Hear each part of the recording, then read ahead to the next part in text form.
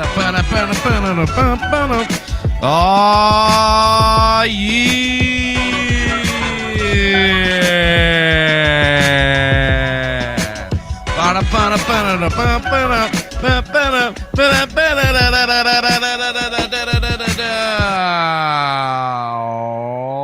Alrighty then.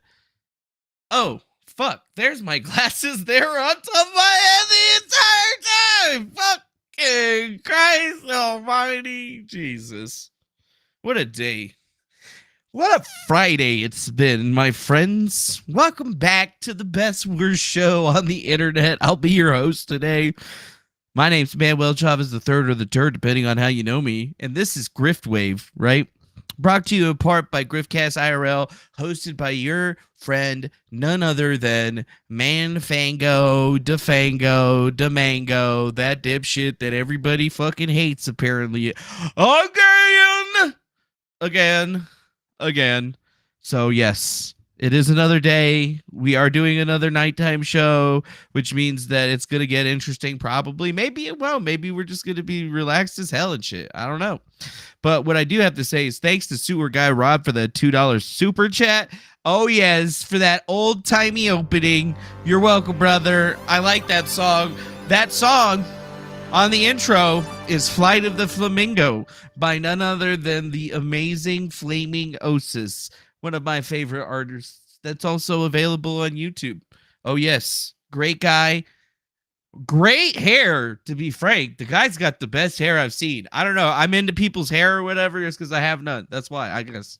I don't know. I just see people with like long, luscious locks, and I'm just like, damn, nice hair. I wish I had that hair. But, you know, shit happens, my friends. Shit happens. And then you die. So, I don't know, dude. Maybe the Griftcast is undergoing some machinations or whatever. Haven't you noticed? Certain people aren't hanging around anymore or something like that. I don't know. Maybe it's because everybody hates Defango or whatever. Or maybe it's because like people, you know, they like Defango when he's popular, but then they don't like Defango when he's not as popular. Have you noticed that? You know, like sometimes they come around when everybody's hanging out, but then when nobody's hanging out, you know, they got other things to do. Oh, I'm busy tweeting, or I'm busy doing this, or I'm busy doing that. So ultimately, it doesn't too much bother me. I'm pretty much used to how these things go, and whenever you're dealing with the newbies or the new people, they think that like this is the first time that anybody's ever seen something, but I see this shit all the time. Like, it ain't my fucking first rodeo, bitches. But hey, you know what? When you can get results, what does it really matter? And you know what? It doesn't really matter much. I mean, earlier today, we got some motherfucking results on this Ricada Law shit that I put out, motherfucker! We got some pissed off motherfuckers off of this one right here. They was pissed off. Yeah. And I don't know if they were pissed off. I mean, some of them are pissed off that I shared this counter notification with the fake name on it. Some of them are pissed off that I shared somebody's Facebook account. Fuck. Even Nick Ricada's kind of pissed off, actually. I actually got him to reply to me. I'm not even joking, dude. It's right there, dude. Fucking Nick Ricada replying to me about some shit. Isn't that crazy? What the hell we got going on here? Virginia Olsen with the $2 super chat. Good morning, 6:03 a.m. I'll stay up for Defango. You know, you don't have to stay up for me. I just came on kind of late because, you know, I don't know. It took me a while to figure out when I was talking to Farrah on the phone what was happening. So thank you, Virginia Olsen. You don't have to stay up too late if you don't want to, but you can if you want. And what's up to Silver Tree Consortium? You got a $20 super chat. What's up, nerd? How are you, my grifting friend? You should talk to Rusty Cage. He has a album song called Gang Stalker. I'm in my rusty cage and run. Yeah. I'm in my... Damn. Look at that. 2 separate chats in a row. Well, thank you so much to Virginia Olsen and Silver Tree Consortium for your generous super chats. We appreciate the both of you. Yes, thanks for bringing this in here. But you know what? I'm getting ahead of myself, you guys. I'm getting ahead of myself. I'm supposed to do shout outs. Shout out. So Legit Corp. Nice to see ya. Who needs to sleep when you got to grift, right? Or who needs to grift when you got to sleep? I don't know. What's up to no 1 year yet? What you doing, Mr. King V? Always a pleasure to see you here, my friend. Hello to Roxanne Wins. Pleasure is all mine, of course. How's it going to King Cross Sound Warrior? Hopefully you be very soundish at this particular time. Thanks, damn dog, for that reminder about Epstein. We appreciate you. What's up to the magic poop? Hopefully your poop is feeling extra magical today. Hello to JR Riggs. Nice to see you. How you doing, Bowley Picks? Bowley MPix Hero. Oh, yes. Hello, Bowley. How's it going to Paz? Always a pleasure to see ya. Iridic Fusion. You were in Phoenix not that long ago, so we're going to have to figure out where you're going to be at next. You said you were driving all around the fucking country and shit. Oh, shit, we got another fucking upper chat! Faded History coming in with another super chat. Late night grift. Let's go from Faded History for $1.99. We appreciate that. We appreciate your money. Oh yes, we do. Well, I mean, you should appreciate people that give you money or whatever, because that's like half of what this is about. How's it going to CV? Hopefully you do well this evening out there, my friend. And we got this other guy over here says, Echo, Sam Adams 73. He probably doesn't even like me that much anymore because everybody be beefing with me. Everybody just hates Defango. Anyways, what's up, baby ball? How you doing? Hopefully you're doing well today. I feel like you probably are doing just fine today. My boy, sewer guy Rob, always a pleasure to see you, my dude. You are one of the greats, been a member of the channel for a really long time. Nothing but love and respect for you. Thank you. Again, hello to Virginia Olsen. Nice to see you out there. What's up to the Lucky Burritos podcast? Thank you for coming in to say hi, even though you headed off to bed. Yeah. Sound off. Oh, you know what? I should put the music on. All right, music's on now. I got the music on. And then we got that FOMO TV guy. What's going on to the FOMO TV guy? How are you doing? How have you been? How are you going? Because here we go again. Then we got a boy right here, motherfucking Iridic Fusion, coming in with a $5 super chat. In Black Canyon City, Flagstaff tomorrow, then Irvine, California, they need a dog food supply. Well, that's good. There you go. That's where we're gonna got Iridic Fusion driving through in his old truck while he's driving around the country doing all his truck things. Yes. Thank you very much, my good friend. Thank you for that money. I appreciate that money. That money means a lot to me right there. You know what? Means a lot. It means a lot to me to be able to pay my rent stuff, and I appreciate you guys. How's it going, FOMO TV? Appreciate you. How you doing, man? What's up? How's it going to the UDS CDN guy? Whoever you are right there. Appreciate you guys. Yes. Appreciate you for coming on through here. What's up to this iRock person? How you doing? What does that say? Is that MMA Guru? I don't know who that is, actually. I don't know who that is. All right, cool. So we got through all the shout outs. We've shouted out many of the people in there. If you want to get yourself into the shout outs, you know, better say something in the chat. If not, I ain't gonna shout you out, motherfucker. It's all about you taking the first step, goddammit. Yeah, but you know, if you definitely want to get shouted out, send me money. But usually when I do just like the Defango lifetime show streams, I ain't gonna sit here and grift your asses into the ground. That's for the morning show or whatever. That's what we're doing, real work.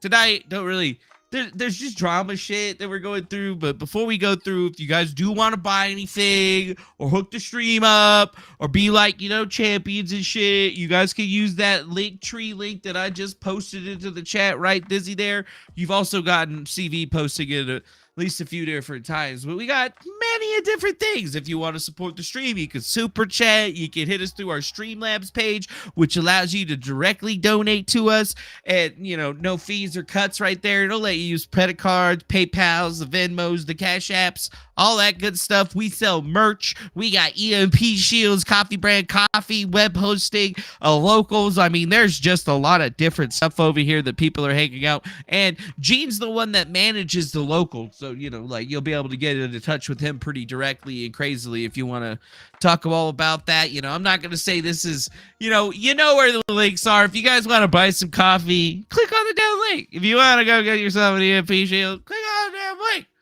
I mean, I ain't gonna grift you hard here, folks. Tonight, this show's gonna be 50% grift and 50% me attempting to have enough energy to do this shit. So let's all just do it together and have a good time and be happy with each other. And whoa, baby ball! Thank you for becoming a subscriber to the Griftcast IRL. We appreciate you coming on down through and hitting us up like that, babes. But you know what? Don't sleep on that credit card, man. You send that first super chat, you're gonna feel good.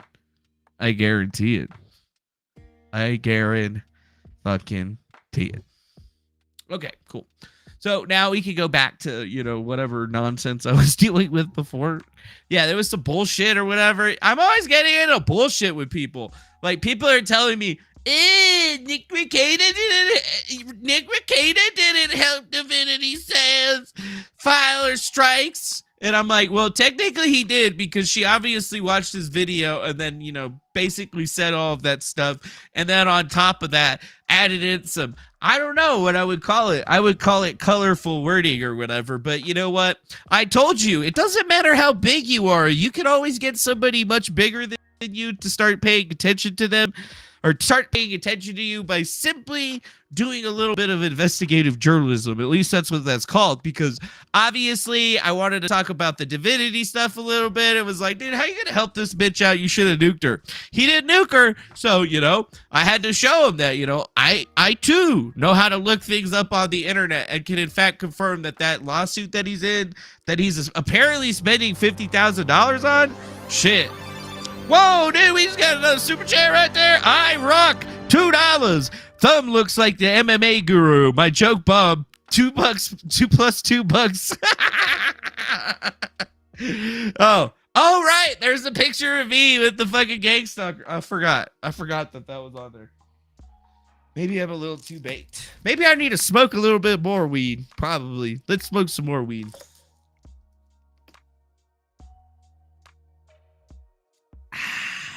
You like my water bottle?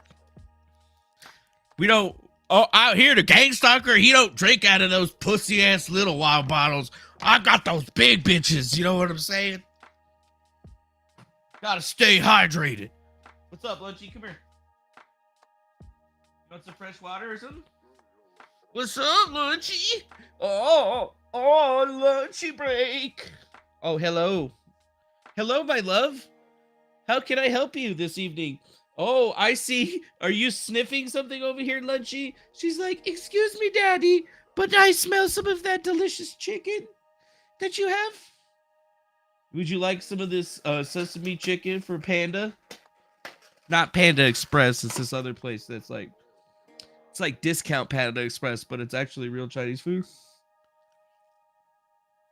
Want some? Well, that's what we got. Lunchy, come on.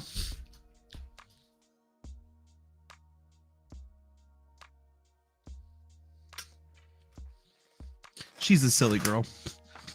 She's a silly girl. It's Friday night. You want some sesame chicken, Lunchy? Why not? Why not? Yeah. You eat Panda Express? Yeah, I eat Panda Express too, but this is a... Where's that goddamn menu that I just had? Oh, wait, here it is. Here it is. Hold on a second. Let me pull this up. What's this place called? It's called Panda Kitchen. The Panda Kitchen. Chinese restaurant and sushi. So it's like, somebody's version of Panda Express, but it's been around since 1986. It's weird, though. Whenever they give you the thing, they give you two versions of the menu. Give you this one and this one. And they're entirely different. Like, look at this one. Like, this one's like... This one's actually kind of dope. You know, like, that's like newfangled. And this is like your traditional, like, you know, you went to a Chinese restaurant and they just got everything listed out. Right? Yeah, I do a lot of reviews on Google or whatever for different stuff that I go imbibe into my body because I'm a fat man. So, there we go. So I've been like trying out new different restaurants around the town and like reviewing them on Google because I have like, I'm getting close to 10 million views on Google Maps or whatever for my pictures and shit. So that's cool. I can't post videos anymore though because, well, for reasons. There was mistakes that were made. Mistakes were made. But that's okay. But yeah, this one right here, some people are telling me that I am an evil man for going and pulling up somebody's fucking Facebook account. And you know what? Honestly, I gotta like say that everybody picks a time to choose to exit the Defango orbit whenever they believe that they've gleaned either enough subscribers or enough clout that they can vacate his orbit. And you know what? I mean, at this point, I can't even be mad. But here's something that, you know, a bunch of people probably forgot, which I think I forgot to actually show here. So when we go to Divinity Says channel over here, and we click on this right here for Divinity, her username is Divinity143. So she's had this Rumble channel for a very, very long time, and it's always been named that. You know, she's been uploading all of her videos over there, counter posting them, I believe, utilizing the system. Ah, yes. Holy shit, Baby Ball understood the assignment! Holy shit, Baby Ball, $10 Australian for a peach character flying in the air with the red cape and a smile on his face. Well, thank you, Baby Ball, for your Australian funny money, but you know what? That all spends the same to me, and we appreciate your generous super sticker. Yes, a super sticker. That's what it is. So, yeah. So, you're right, USCDN. Publicly available information is called open source intelligence. It's completely fair to check all that out and consider the scope of journalism to publish. That is correct. So basically, utilizing my open source information skills, that's how we were able to figure out what Divinity's actual Facebook account is because there's this thing that happens with people online sometimes. I'm guilty of this. You're probably guilty of this and you don't even know it, but people like me that are great open source investigators that do this online to teach you guys, number one, how my tactics work and how I find information so that you become a better researcher on your own right. Whenever somebody starts a username or account name and has it on an email address or anything like that, they generally utilize it in a multitude of different places. So you're going to find them on Twitter. You're going to find them on Facebook. You're going to find them on Rumble. Most people that aren't psychopaths usually do that. You know, you might run into somebody like Eliza Blue, for example, who changes the names to try to get away from the past histories and shit like that. That's something that we could have possibly seen. So if you're going through open source intelligence services, it can't not be considered doxing because you publicly posted the information to the internet. And then, oh, look at that, Howard Rourke. Well, if open source intelligence is not doxing, then I guess I could dox Defango. Yeah, you could dox Defango if you wanted to dox me. What? I've doxed myself. That's the whole point. I've already put down all of my information. Everybody knows my full name. They know where I live.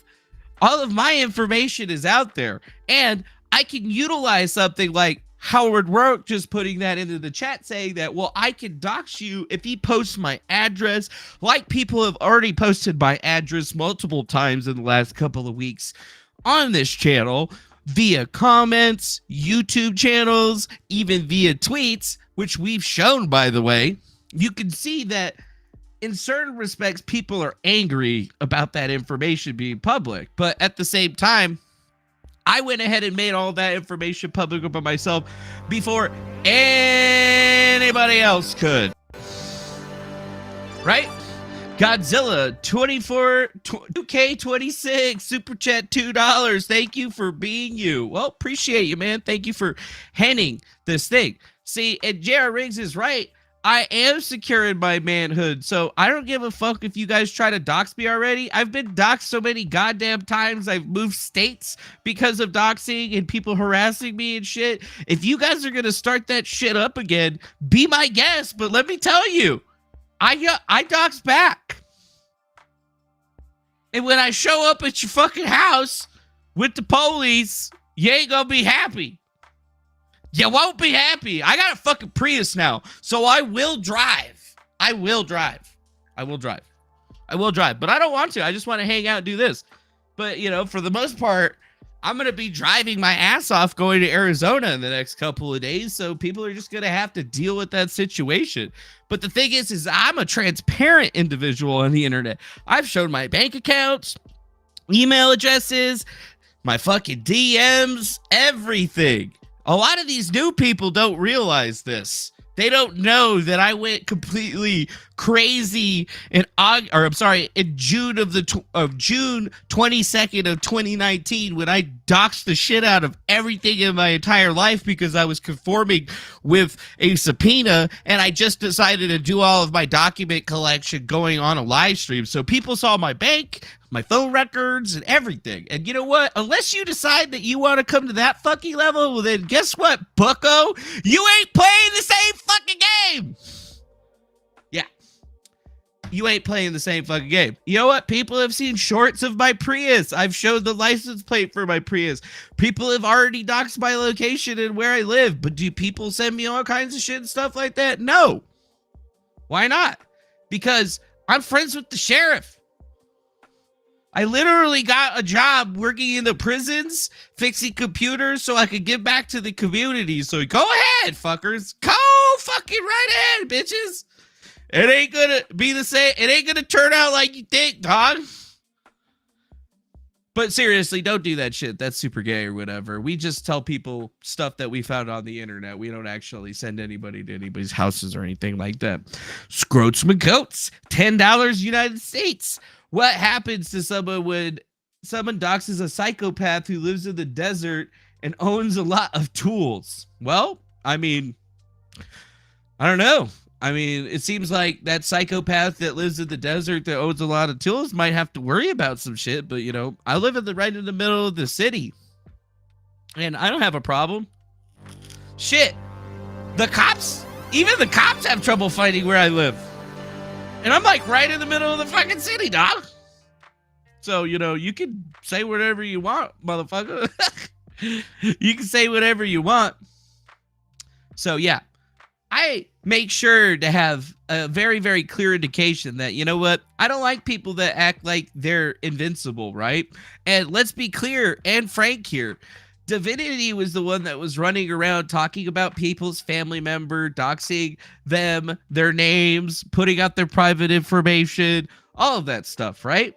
Me, I do investigations. So when I'm looking into somebody, I'm trying to figure out exactly who they are, what their purpose is in life, everything. And I've never hidden anything about that. Like, that's part of the investigations that we do on the channel. So, you know, we got guys like Howard Rourke in the chat that are little tiny PP little bitches that don't understand that if you're truly going to investigate stuff on the internet, you need to have all the information. And we knew days ago that obviously Miss Divinity had already put out a lot of information saying that, oh, she could possibly be Elizabeth Smith. Right? So I don't think that we released any new information today other than the fact that, oh, well, she was using a fake last name.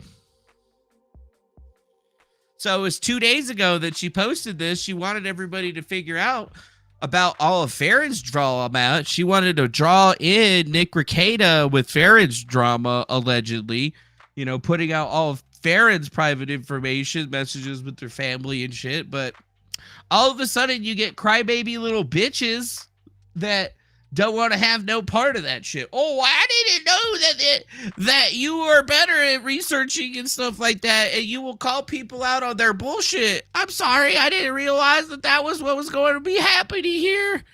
I thought it was going to be different. So at the end of the day, using fake last names and legal paperwork, you're going to just kind of forget about that because, you can't win on that argument, right? You got to straw man something else together to the fact that this creator that doxed themselves, by the way, put themselves online for everybody to see since at least October 28th of 2022 upon their own postings on their own Facebook, which is public, by the way, which was public. That's the kind of thing that you really have to think about when you're moving into these types of situations, right? Honestly, you can't really understand where people are in this world until you truly just let them talk for at least a little bit and try to understand where they're coming from. People are getting mad. Like, Grifty's mad.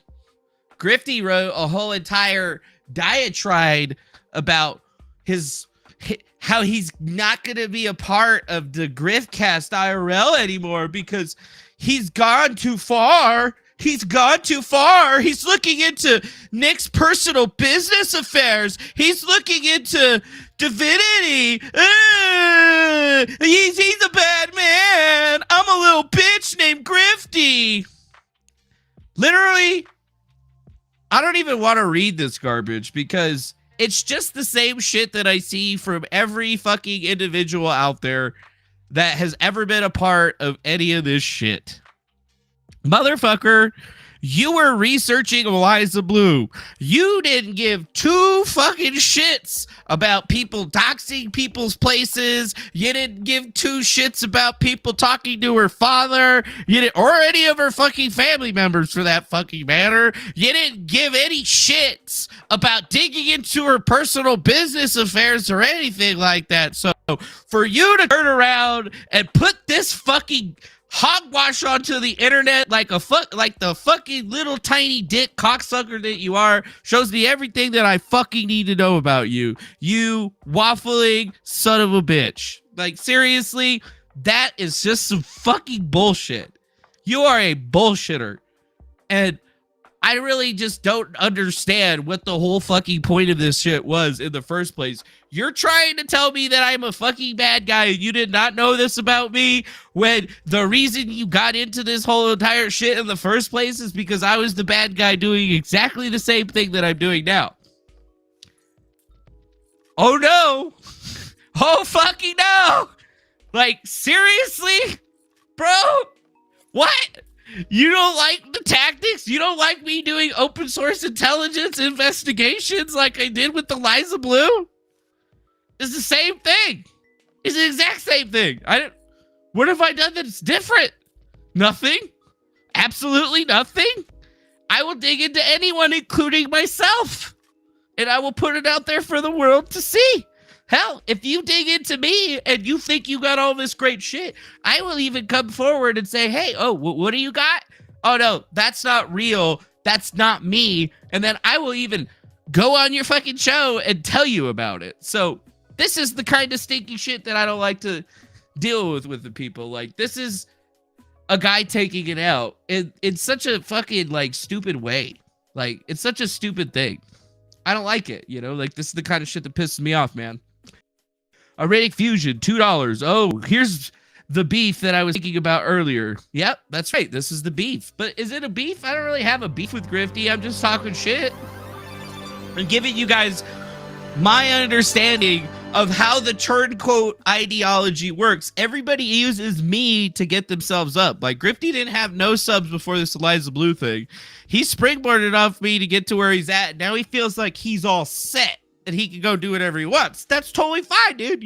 Much love to you, respect. But don't try to act all fucking all holier than thou on me with all of your fucking bullshit asking, oh yeah, I can't get behind these tactics.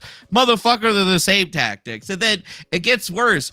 Oh, Star Wars girl, that umbrella guy, the yellow flash guy, Chrissy Mayer, the quartering, they all follow me, and I want to stay in their orbit because I want to get onto their fucking shows and start sucking some cock, Chrissy Bear, let me on your show. It's that Star Wars girl. Let me on your show.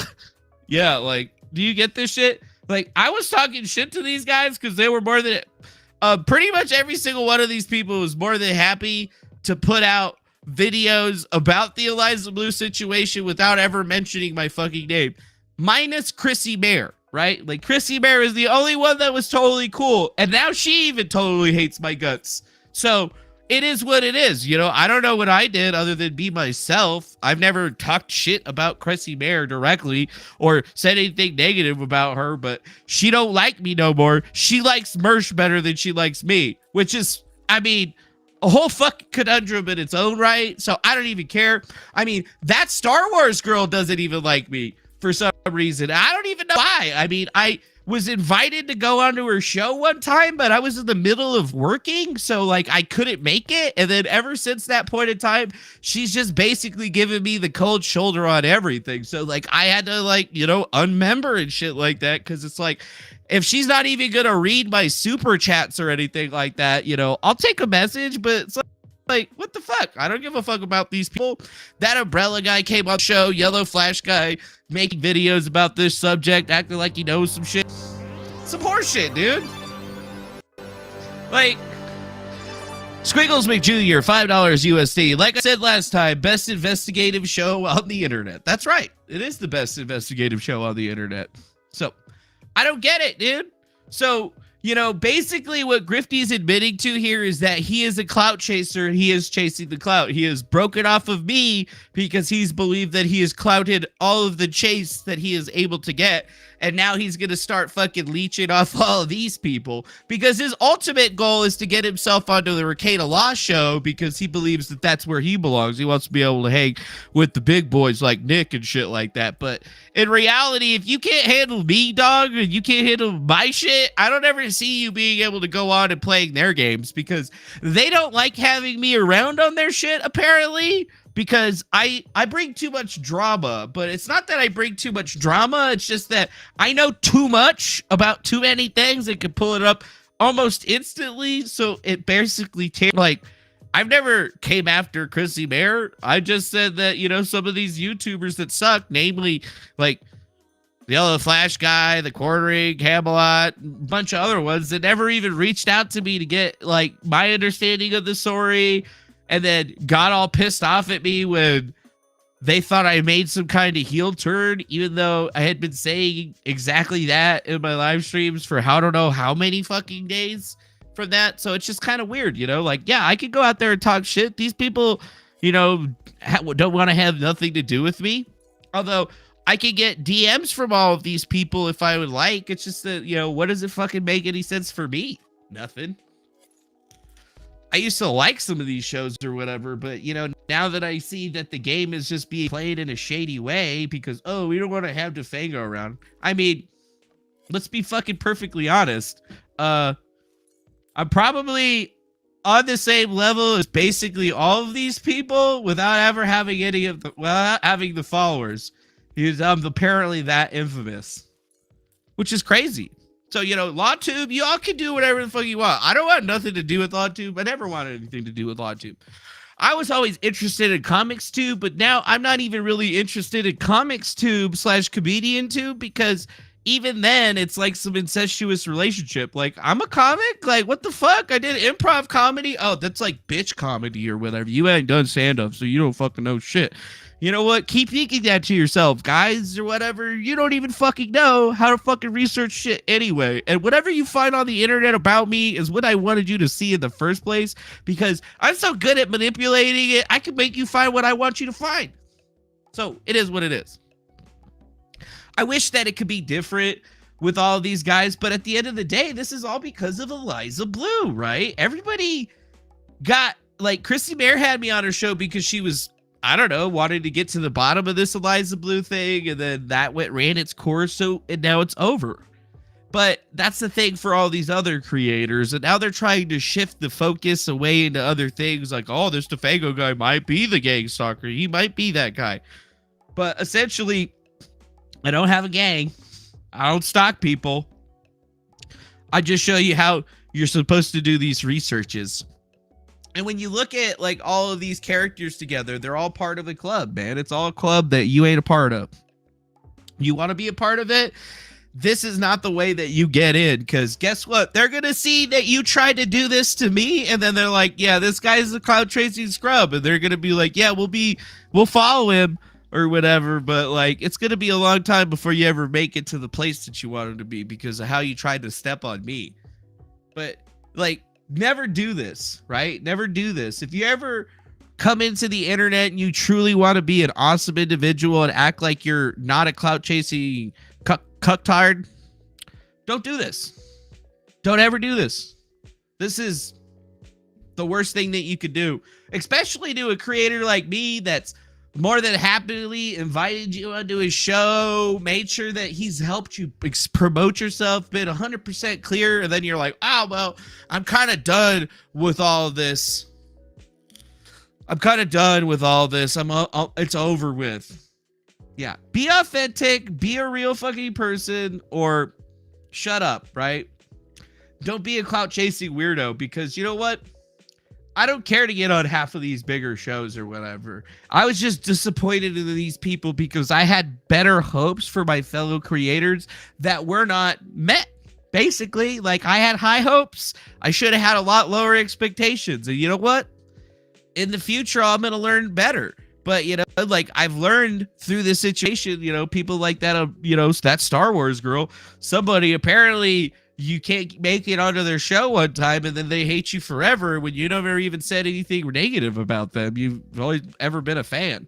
But you know what? Now she's over there trying to suck Mersh's dick or some shit like that. Like, I don't get it, dude. I don't get these people, man. I don't get it. I don't get it. But that's okay. It's not for me to get. There's nothing for me to hear to get. There's just me trying to explain to you that this isn't the first time that this has happened. It won't be the last time that it happens. And at the end of the day, it's all about how you carry yourself throughout these many different endeavors, right?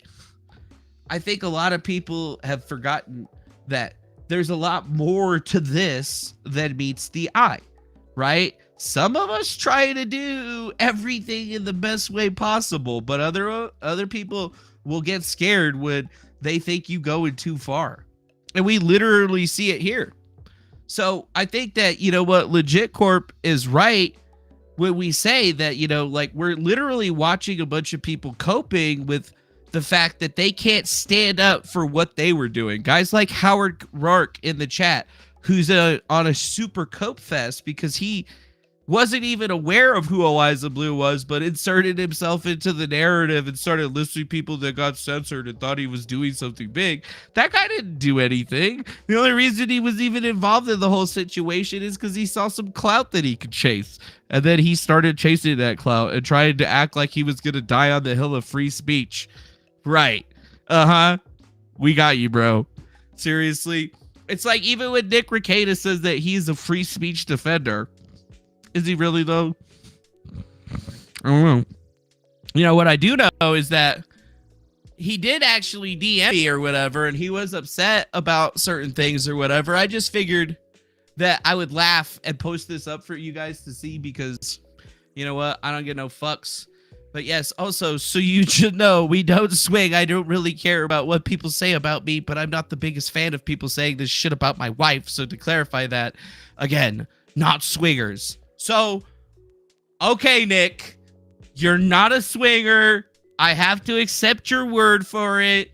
That's fine. I'm just going to forget the Kiwi Farms threads and all the other stuff that those autas put together. But, you know, like, you should really get that shit looked at, dog. Like, maybe you're not a swinger. Maybe you guys are just looking into some shit or whatever. That's not for me to decide. It's not for me to talk about. It's not for me to do anything with. And people can hate my tactics or whatever, but at the end of the day, like, well, I texted him about, oh, look at this.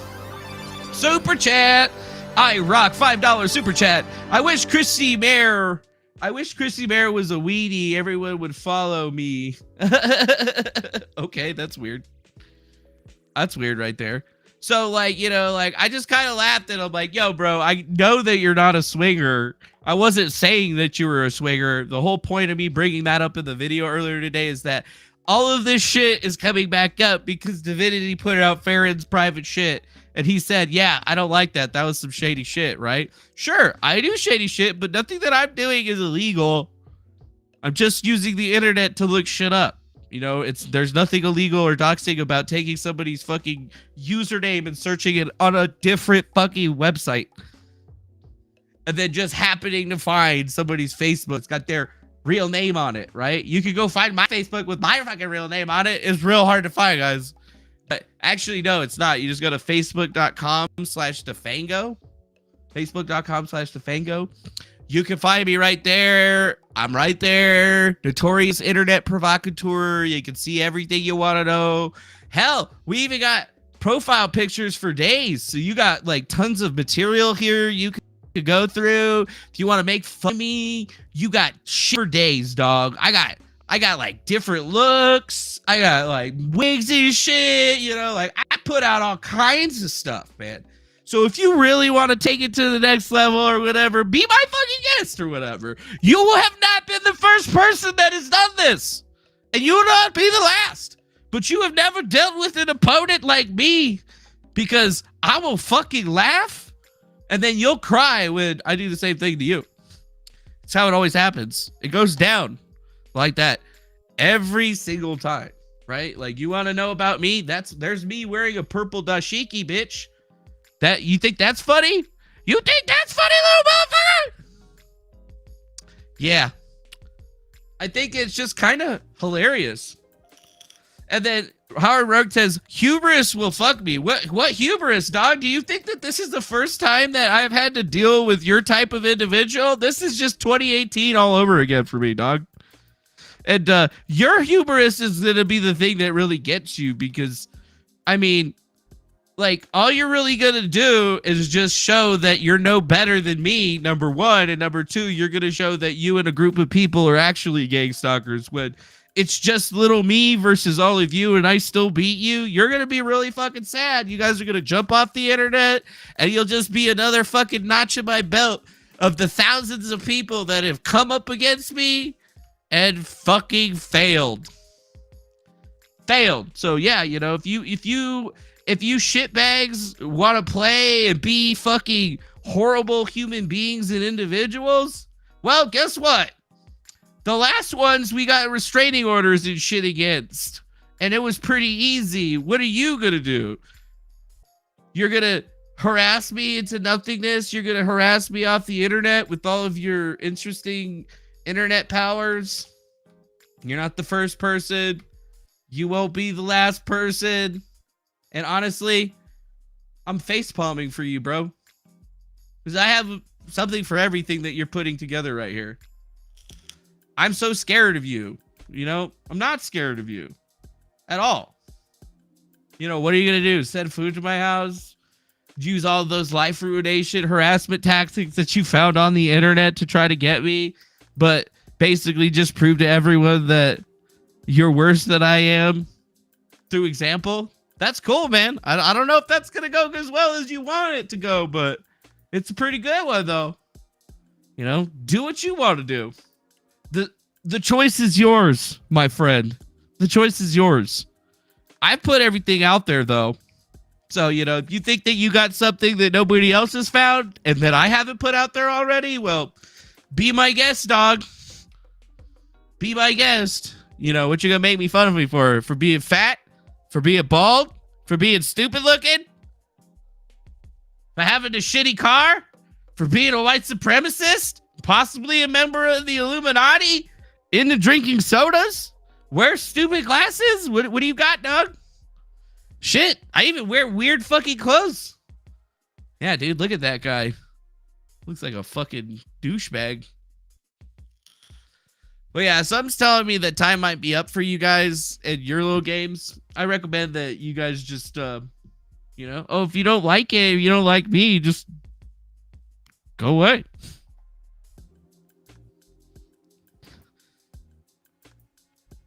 Go away. Go away. Oh yeah, I make fun of my own looks because I know what I look like.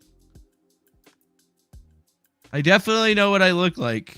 And I even spent a long time taking pictures of myself every fucking single day to show people that I don't give a shit. And also used to be a lot skinnier, though. I wish I was at least that skinny again, because that's when I was, like, less fat. More fat, though. Now. Still sexy, though. Still a sexy beast. Still a sexy beast, though. Just a sexy beast, yo. Just a sexy beast, though. Yeah. Yeah. Oh, yes. The monster is here. So, yeah, if you got any other things that you need to find out about, you want to look up, you need to ask about, just ask, dude. Just ask. Just ask. Because I don't really fucking care, like, half the time. Like, I'm not making fun of Ricada. I was actually informing Ricada that he indeed needed to, like, you know, fix his fucking issue, because he obviously seemed like he wasn't fixing that little issue with his LLCs and shit. That's not negative. That's fucking public information. You just got to, like, fuck it. You know? All you do is you say Texas LLC lookup into fucking Google, right? And then you see it says the first thing, Texas Comptroller. That's right there, taxable entity search. If you click that right there, then it brings up this page that allows you to look things up, and you can just look anything up. So, like, you know, you just put in Ricada Media, you hit that right there, you go to search, and then there you go. Tells you everything you need to know about that shit. It's how you look up to see if the LLC that you're doing business with is actually licensed to do business with you. Like normal business operations. So, yeah, you know, it does say that it's forfeited or whatever. You know, that means that basically they didn't file something, they didn't put any taxes in, they missed a payment. I mean, the other reason it says forfeited is because it's been long enough, right? It's been long enough for something to basically go off into a problem. So, you know, there's public reports that are associated.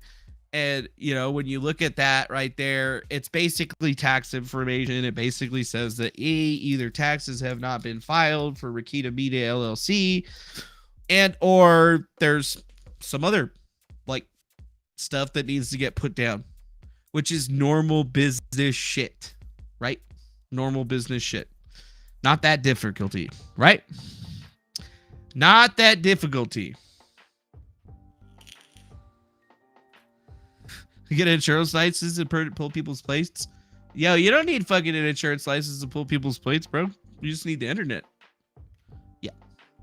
So, like, I kind of look at all this stuff at lab, essentially, but, like, I'm not saying that there's anything negative associated with it. It doesn't really mean anything other than you forgot to do your paperwork and you've just kind of let it lapse for a really long time. That's basically it. That's all we try to talk about, dude. That's all we trying to say. Dudes, you know, looking into the world and seeing how people are reacting to all this stuff makes me want to go back to the fried organ shit. I think there's probably a fried organ video from, wait, what's this? Dance Like a Defango? Yeah, that's exactly what I want right there.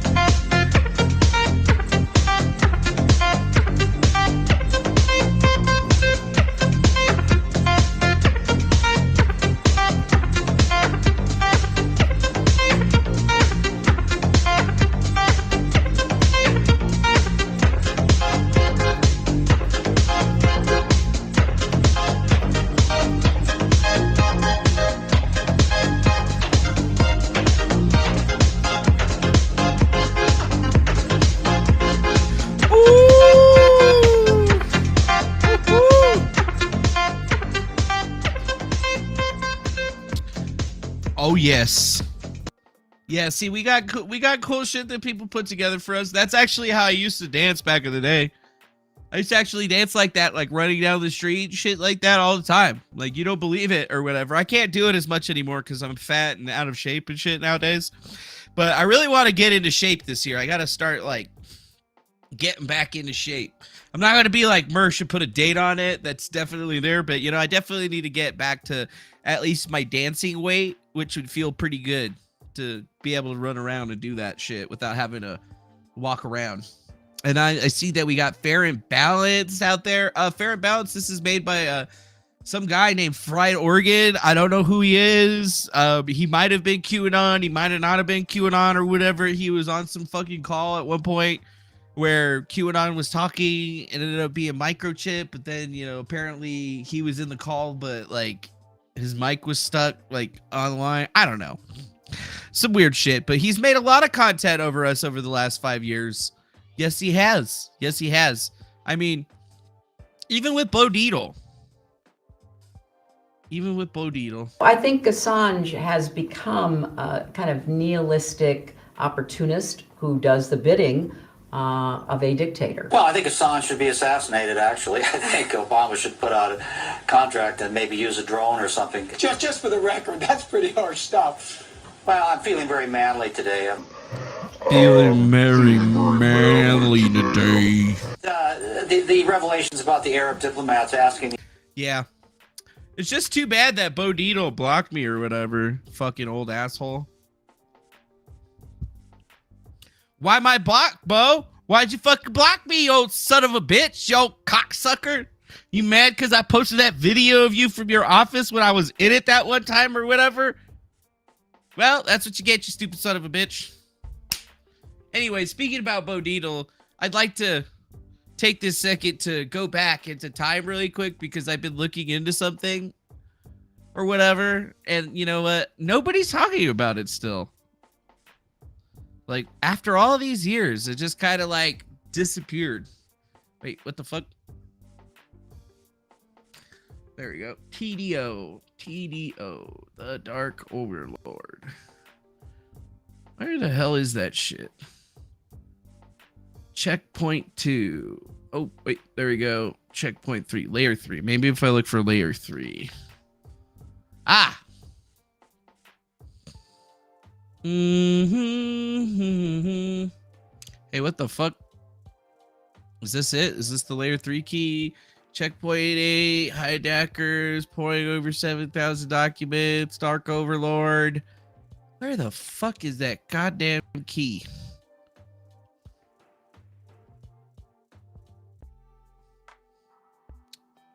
I feel like when I looked this up the other day, this wasn't that difficult. I feel like it wasn't that difficult. Oh, so you clarified in your tweet you had a trigger warning. Bo looks like a discount RDS.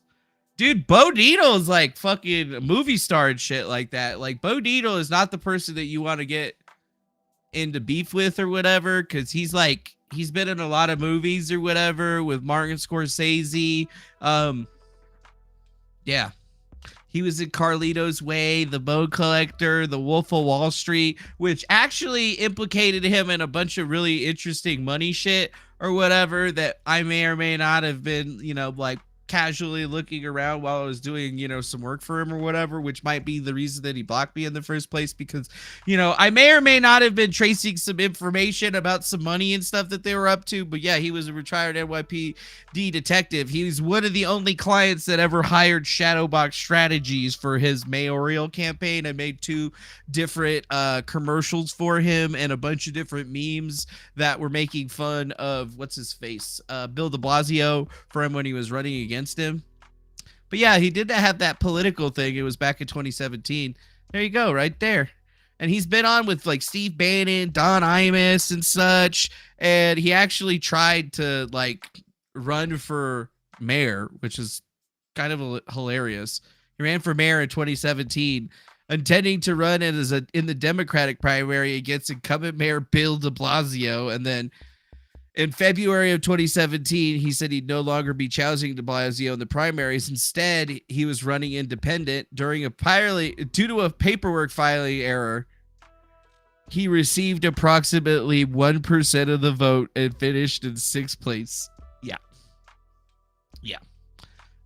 Yeah. Bo for show. Most people don't know how Bo is, but you know, like Bo Dietl is actually he's a really interesting character, I gotta say. Okay, people don't realize this, but you know, he hangs out with Mark Wahlberg and the Wahlbergs. He hangs out with Leonardo DiCaprio and all these different things. He's got the biggest private investigation company in the world. And let me tell you, I've gone up against his private investigators on his team, and the whole reason I was there in the first place is because I was able to do better work than them. But I don't know why he blocked me. He probably blocked me because I shared that video of him when he was like saying that he was gonna have Howard murdered or something like that. Some real funny shit. Probably really pissed him off though. He's like, you didn't fucking share that fucking video. I don't fucking like you anymore, you motherfucker. I'm just gonna be like, you know what, Bo? I don't really give a fuck, man. You know what, Bo? I don't really fucking care. I don't really fucking care, bro. I don't really fucking care. That's just some old shit. Oh yeah, what were you doing though? 9/11. Who was that building? The building was One Penn Plaza or whatever. Where is all of that shit?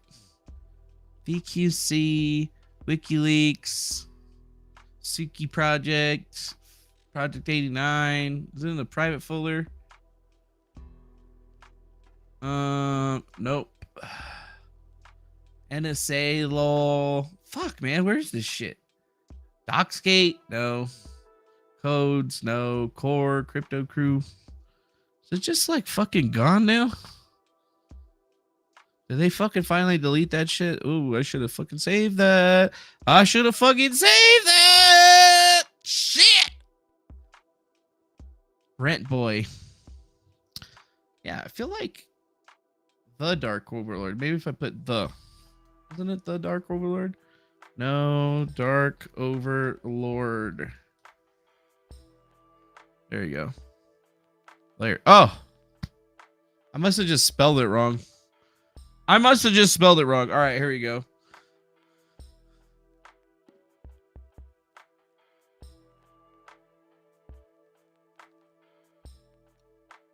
Where the fucking key?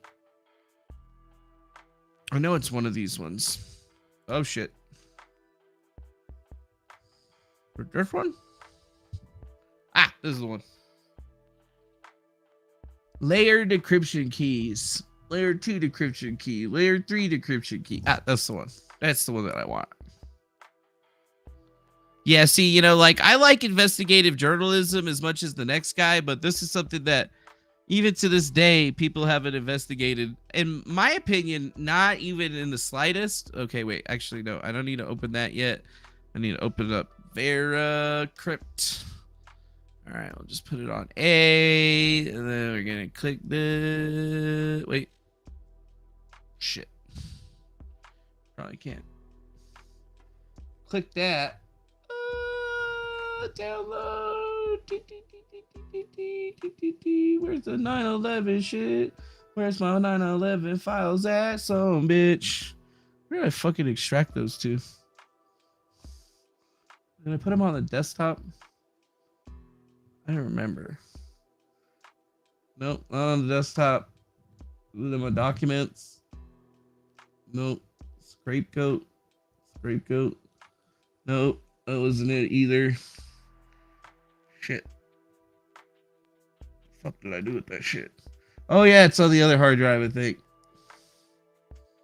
Yeah, it's on the other hard drive. 9/11 archive, layer 1, layer 2, layer 3. Click this. All right, now we gotta hit this. Mount. Enter the password. Hit OK. Let that load that shit up. These aren't my keys, Barry Merritt. These are the keys from the Dark Overlord hackers. There you go. So yeah, a long time ago, there was like this 9/11 archive that got put out there. Well, not a lot of people actually looked into it or whatever. But I thought it was some pretty high dollar shit. Just to be example, like here's the Outlook item from 7/16 of 2009. That's quite sizable, right? So let me open it up for you really quick. It'll take it a second. Pretty big. Emailing Wallace. 505 PDF, 506, 507, 508. What the hell is this shit? I don't know. Let's take a look. Security lines. Oh shit, is that the World Trade Centers, bro? No way. What? Wallace 505 electronic metal detector. Huh? Are these like metal detector situations for different things? What am I looking at here? I don't know. Maybe I should just close it down and open up another one and see what else we got. From 11/7/2008, defendants, NSJ, 9/11 documents obtained from the Supreme Court of New York State. Oh, what is this? Expert trial witnesses, expert Nelson, Dobuklia, Brandon, Dalton disclosure. What is all of this? What is all of this crap that I've never seen before?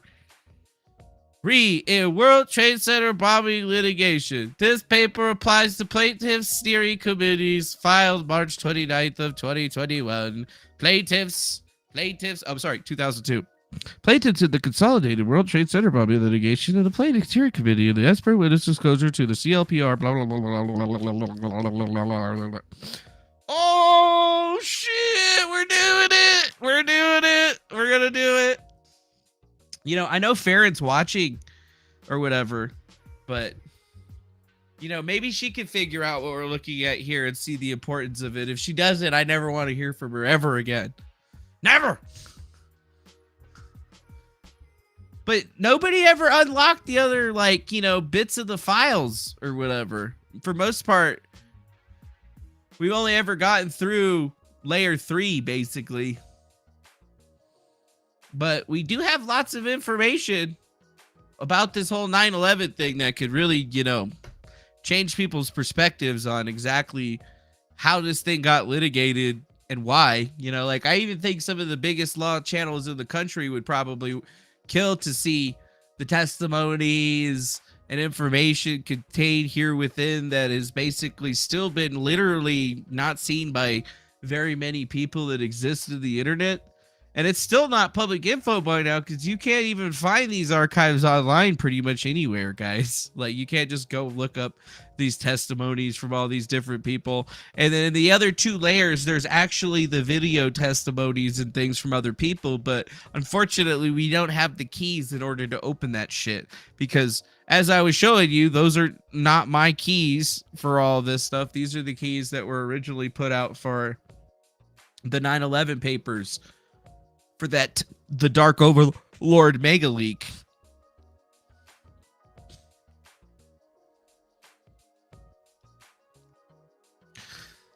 So, the last thing that we knew about it, I'll just have this thing read, because it's not that long. The Dark Overlord, also known as the TDO, is an international hacker organization which garnered significant publicity through cybercrime extortion of high-profile targets and public demands for ransom to prevent the release of confidential or potentially embarrassing documents. 1. The group gained its initial notoriety through the sale of stolen medical records on The Real Deal, a dark web marketplace. 2. 3. Major targets for the group included the extortion of Netflix, which resulted in the leak of unreleased episodes of the series Orange is the New Black. 4. And Disney. 5. In 2017, the group broke its trend of hacking and extortion, and began a series of terror-based attacks starting with the Columbia Falls School District in Montana. 6. 7. The group sent life-threatening text messages to students and their parents, demanding payment to prevent the murder of children. 8. These attacks forced the closure of more than 30 schools across multiple school districts, resulting in more than 15,000 students being home from school for an entire week. During a Senate committee hearing, Senator Steve Daines, MO, referred to these attacks as unprecedented. On December 31, 2018, TDO announced the Lloyds of London and Silverstein Properties 9/11 papers hack on Twitter, with thousands of incriminating documents, 9, 10, 11, to be released in stages unless $2 million in Bitcoin were paid. 12. TDOL was subsequently banned from many social media platforms including Twitter, Reddit, Pastebin, and removed from the front end of an uncensorable blockchain called Steam Hive. 13. Platforms unrelated to TDOL such as www.hpub.org also had their social media accounts eliminated or followers deleted for serving as mirrors of TDOL hacked documents. 14. As of January 12, 2019, the Bitcoin Blockchain Explorer revealed that less than 1% of the ransom had been paid, and the payment sources may have been 9/11 researchers, not the targets of the hack. As a result, TDOL continues to release encrypted files and their private keys to the public in stages. TDO claims the documents contain information that challenges the official account of 9/11. Though it's unclear if any of that information actually exists. Oh, it exists! 15, 16. Nathan Wyatt, a member of the Dark Overlord hacking group, was extradited from the UK to the US in December 2019 to face charges in St. Louis for his involvement in the group. 17, 18. According to the charges, Wyatt conspired to steal sensitive personally identifying information from victim companies and release those records on criminal marketplaces unless victims paid Bitcoin ransoms. 19. In September 2020, Wyatt was sentenced to 5 years in federal prison on a charge of conspiring to commit aggravated identity theft and computer fraud, and was ordered to pay almost $1.5 million in restitution. 20. The majority of research on the group's history and attribution was published in an investigative report titled The Dark Overlord, Cyber Investigation Report, published by Nightlion Security and authored by Security Research Vinnie Troyer. 21. The report links the core members of the group to 2 teenage boys, and goes on to claim that Wyatt was nothing more than a patsy. Bingo! In 2020, the group became the feature of Hunting Cybercriminals, a non-fiction book by cybersecurity author Vinnie Troyer, Wiley Books. In the book, Troyer suggests the remaining group members are still at large and living in Calgary, Canada. 22. He also claimed that members of the Dark Overlord became part of Shiny Hunters and Gnostic Players. 23. 21, you say? Ah, yes. A Dark Overlord report, an investigation into a cyber terrorist hacking group. Ah, yes. The Columbia Falls School District received cyber threats promising harm and demanding ransom. The threats were mostly about killing children in graphic ways that they were going to kill the children. I'm going to kill some kids at your son's high school. This forced the closure of more than 30 schools. It's unprecedented. More than 30 We've not seen that schools. before. And the culprit's been identified as the Dark Overlord. The school district's computers were hacked by a group calling itself the Dark Overlord, An overseas criminal organization.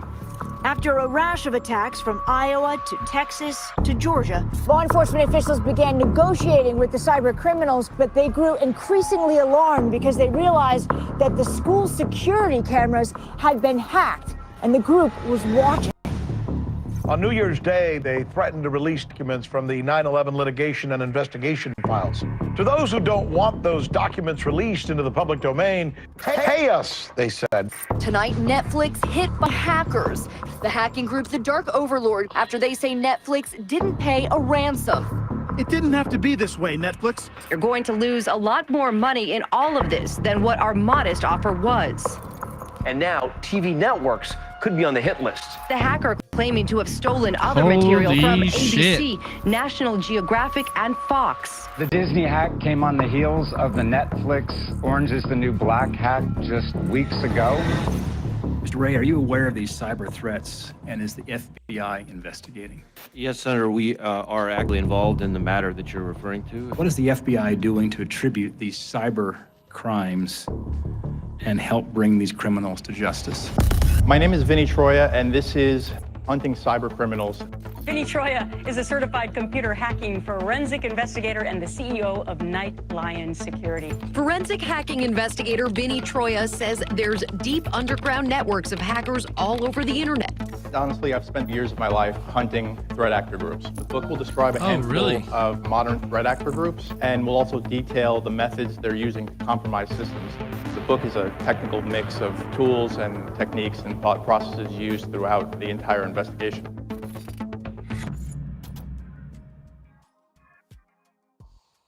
Interesting. Indeed, very interesting. That's Vinny Troya. He's the guy that did a pretty big investigation, finding all of the people associated with the original Dark Overlord account.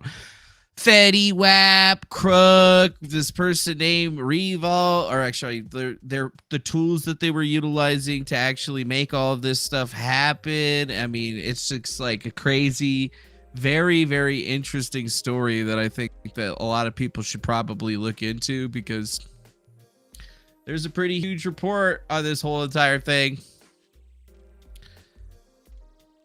where this guy really does go into great detail on how this guy has actually been able to do this. But you can see that they've hit like DoorDash, Code Chef, pretty much any big company that you could ever think of. So there's even more stuff that people haven't even talked about. Yeah. It's probably one of the more interesting things that's out there in the world today. And, you know, I've always wondered why a lot of people haven't taken their time to really like look into this in a truly big thing. And yeah, who paid Vinny Troy to investigate, Sam Adams? That's a great question. You know, I don't know. You know, I just downloaded the thing originally when it first came out, and we found depositions and weird things that were associated to it that didn't make a whole lot of sense. Like, kind of weird, actually. Like, I actually pulled out a lot of documents, but there was that scapegoat one. You know? It's like they're sending out books and shit, which is actually a book. But Scapegoat, the story, the only American blamed for 9/11 and why air travel is still not safe. Part of the lawsuit, something they got put into evidence. Book about 9/11 and shit. Like, dude, this fucking shit's nuts, man. I mean, I went through a lot of this stuff and, you know, was just kind of like pulling out little reports and stuff, trying to show people that, like, they really did have a lot of stuff here. Like, here's the actual presentation from Cunningham and Lindsay talking about, well, you know, the property damage that had happened and how many things were being played, where the stations and stuff were at the particular time, like, even the damage. I just always thought it was like really interesting to have all of this stuff associated, you know, and actually put out, because I mean, there was a ton of information talking about the credit lines and how the money got paid out, claims and such, who got what. You know, this is like verifiable gold. At least that's what I think is. It's probably some verifiable gold. And a lot of people didn't know this is out there, but most people don't even have it, right? Like, and there's still like really weird shit with the claims. Like, here's a claim slip from the settlement from JP Morgan and Chase with the limits and stuff like that, and how people were actually like writing it down to the wire where there's actually writing on the page. Because, you know, this is the actual stuff.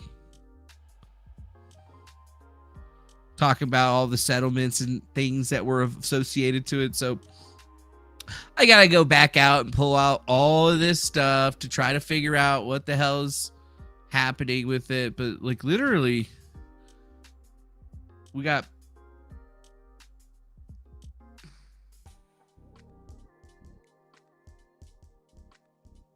that was weird. Why did it load it over on that screen?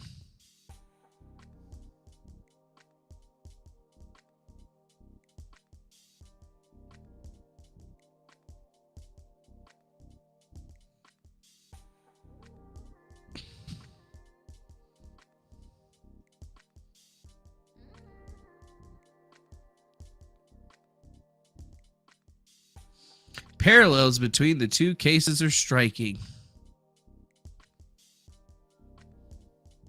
We got the whole entire slideshow, bro. The jury in our case will look beyond the heinous conduct of the terrorists and hold the AVASEC defendants responsible. Verdict sheets. State percentage at fault to contribute to each of the following. Defense Port Authority, 68%. The bombers, 32%, for a total of 100. Ah, yes. New York joint and severe liability laws leaves plaintiff economic rights unaffected regardless of apportioned fault. Yeah. Kind of crazy.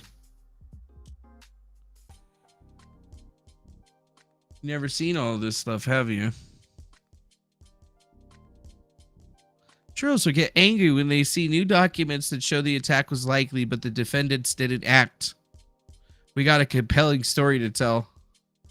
In 2003, the public believed that 30% of the public believed airlines shared responsibilities. Over 50% of the jury pool believed American shared responsibility in 2008. Post-presentation 2008, over 80% of the jury pool believed that airlines shared responsibility. Let's explain what will happen at trial in the Southern District of New York courtroom. The airlines knew that they should have had the risk of the terrorists who would hijack the aircraft and use it as a flying bomb. 27 years before the 9/11 attack, depriving a hijacker of his weapon is critical. By means of the weapon, like a pistol or even a knife, a hijacker could literally turn the plane itself into a weapon, threatening not only those within it, but those on the ground as well. In short, the plane may become a weapon of mass destruction if no ordinary person would have any way of attaining it other than through hijacking. Prior to 9/11, the airlines were responsible for integrity and security checkpoints. Before 9/11, aviation defendants were charged with the duty to provide for the safety and personas and property traveling flights provided by the aircraft operator against acts of criminal violence and air piracy and the introduction of explosives, incendiaries, or deadly or dangerous weapons aboard the aircraft. Airlines have a duty under New York law to provide security to protect passengers against foreseeable dangers associated with travel. The New York law mandates that the common carriers must exercise ordinary care commensurate with existing circumstances. Yeah.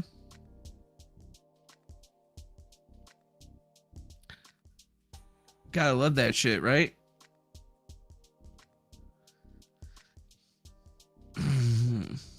A lot of people have seen a lot of this stuff. Maybe. Some people have. Maybe some people haven't. I gotta say, they probably haven't seen it. Interim report number 8 about the MTA adjustment. Oh yeah, look at that. Material damage and building prices, gross reserves, previous payments, recommended payments, claims payments. Oh wow. I mean, the MTA, I guess they're the ones that really had like the great photographs of the situation and how they were building stuff up afterwards and building in the new stuff, the new stations and platforms, how they were restoring the different lines and stuff. I mean, all that money had to go somewhere, folks. How many people have seen something like that happen before? Yeah, I'm still looking for like a specific document that I'd had before, but I still haven't found it. You know, I still haven't found it. National Commission Terrorist Acts upon the United States.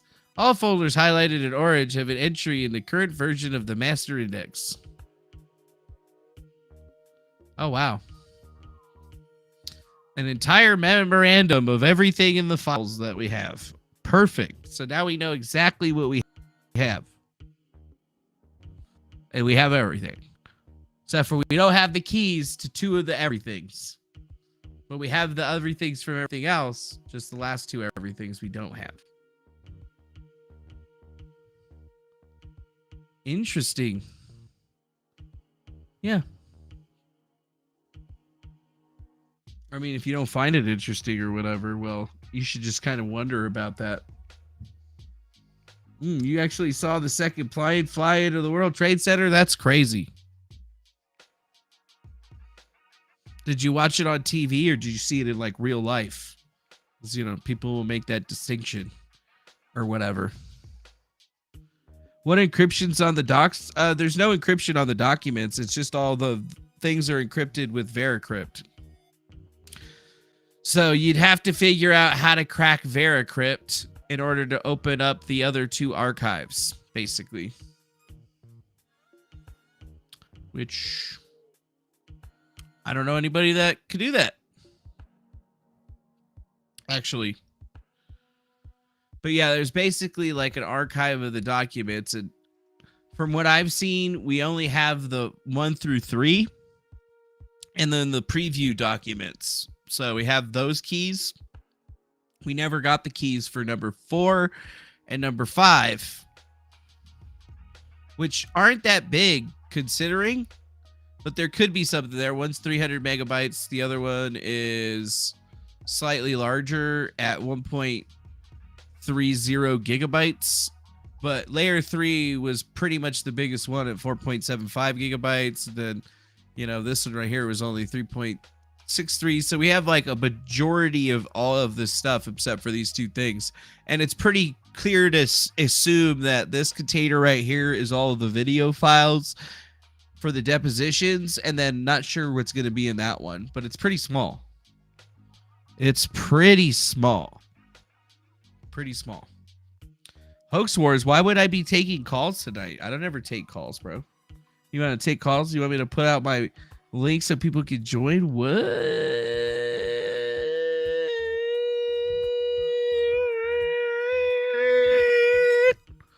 What?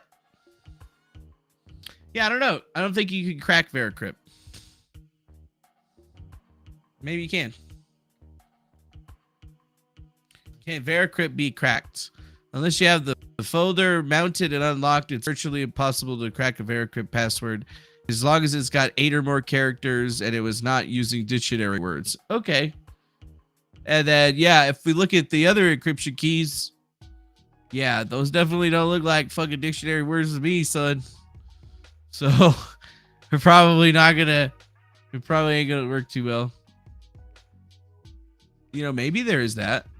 Veracrypt crypt according to Elcomsop. Is this obsolete? What? I didn't hear that. Elmsop cracked leaves the crazy. What? Elmsop cracked latest version of encrypted tool Veracrypt? What?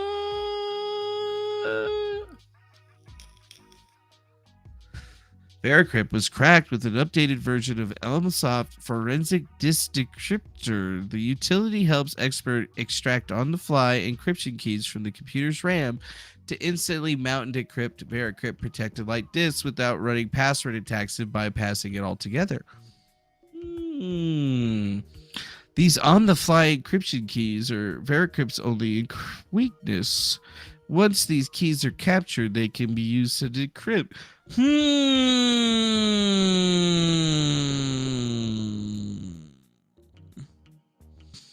I am sort of wondering. It has never been cracked. It is secure. Glory to an outcome claiming it was cracked. Real people passwords get cracked, not Veracrypt. Yeah. One of the most restricting limitations is the requirement to obtain physical access to the computer during the time Veracrypt disk is mounted. Oh, so yeah. I don't know. I don't think it would work. I don't think it's going to work. Yeah, wasn't TDO encrypted with Veracrypt? It was. But it says that you would have had to have been logged in with it being on to extract the keys. And it uses like a pretty crazy encryption methodology. So like there's no way that you're going to be able to get through that shit with standard computing equipment. If you had some other great shit, you might be able to get it. But I think overall, we pretty much would have to decrypt or mount the disk and create a memory dump of it being loaded. Maybe we could load one of the other disks. Maybe since it's all encrypted together, we could have like, you know, the same key. maybe analyze those other images and then export the key for one of the ones that we have launched already, and then try to like brute force it the other way, or maybe that'll work. But yeah, SHA 212 or 512 is really strong. So I don't actually think that it would be there. It's super complex. We'd probably have to get an Amazon EC1 or EC2 instances with fucking a bunch of graphics cards to try to break into it and shit. But, it might be worth it. Might be worth it. Might be worth it. Well, I think it could be worth it, dog. More worth it than getting the randos in. Dude, Hoaxcore is trying to create content. We got content. What's this? 9/11 indicates documents authorized for release. U.S. redaction. U.S. redaction. Subject to confidentiality protection order. U.S. Airways. What is this? Oh, is this their manual on how they're supposed to be dealing with like flight shit? Oh yeah. What is all of this? Just completely blacked out. That's hilarious. Well, what's the fucking point of that? Dog? Redacted response to production request for Fed Feller. Who's that? Who's Fed Feller? We would like you to produce some documents, you son of a bitch. Exhibit A. Wait, cancel. Rapid scan, security products, assembly. Oh, is this for like a document for something out there on the internet? Or this isn't something that's out there on the internet, but magnetic storage disk media. What the fuck is this? Yeah, let's pull our 4090s. Trigger warning, you have a 4090? What the fuck, bro? I only got a 2070, dog. I'm fucking lacking over here. I can't even compete anymore. What is this? Clifford Law Litigation Services, document production for plaintiffs, emergency batteries and connections. I mean, seriously, there's so much stuff in here that it would take like literally days, weeks, months, years to get through all of this. But we literally have we got to go through and make copies of everything. I was going to do it on live stream, but it's just going to take fucking forever, dog. It'll take forever. It will just take too long. What's this? Poll number 4, signed, scanned, sealed, delivered. Yeah, okay. Who cares? Got it. I don't want to try a different look. Get out of here. Partial statements of loss.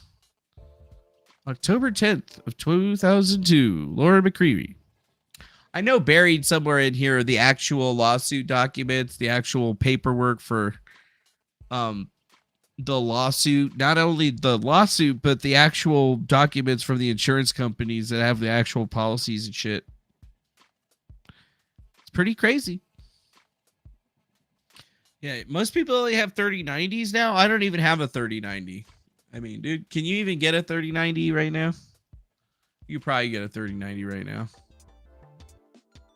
From Amazon, let's see how much it is. Jesus fucking Christ, $1,700. You gotta be shitting me. Let's what's that on a new egg? Why?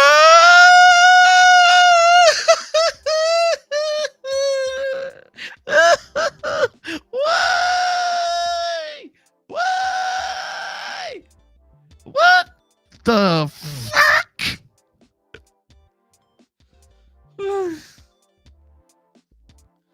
Oh God, this is gonna give me a heart attack. You gotta be shitting me, man. It's like more than my whole computer.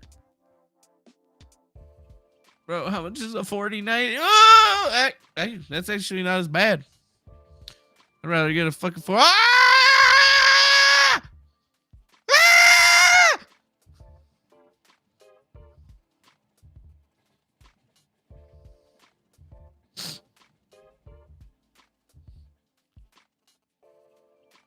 That is just too much. The fuck, bro? That's like 4 Xboxes. Like, how much is a PS5? It's probably like, how many like, PS5?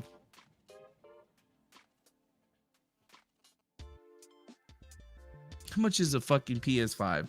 We looked it up earlier. It was $600 for the PX5 VR. How much is it for one of these sons of bitches?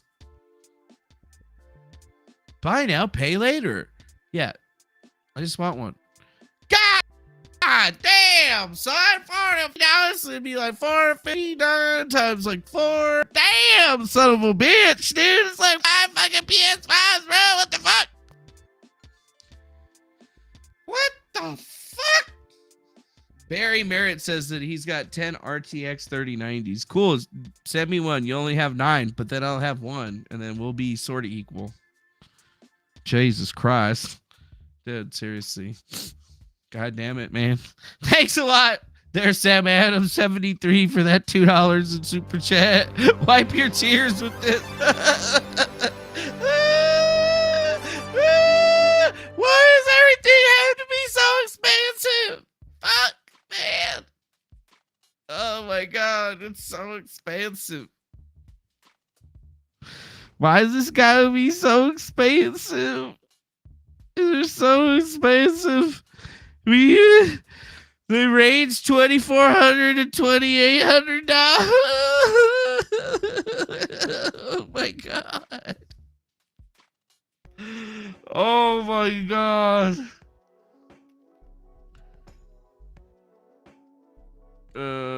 I'm glad I got my son a 2070. Yeah, dude. Do they have a 4070? That's what I have now. So, I mean, that's probably shitty. Oh yeah, it's only $800. Jesus fucking Christ, dog. Are you serious, man? God, I'm just gonna get priced out of everything. Just priced out of everything.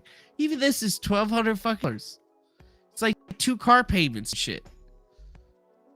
Like, what the fuck? Are you kidding me, bro? They're still this expensive? I figured they would have gotten cheaper, but I guess I was wrong, dog. I should have held on to the one that I fucking had. I would have been able to sell that shit for like twice as much as I bought it for still. Jesus Christ.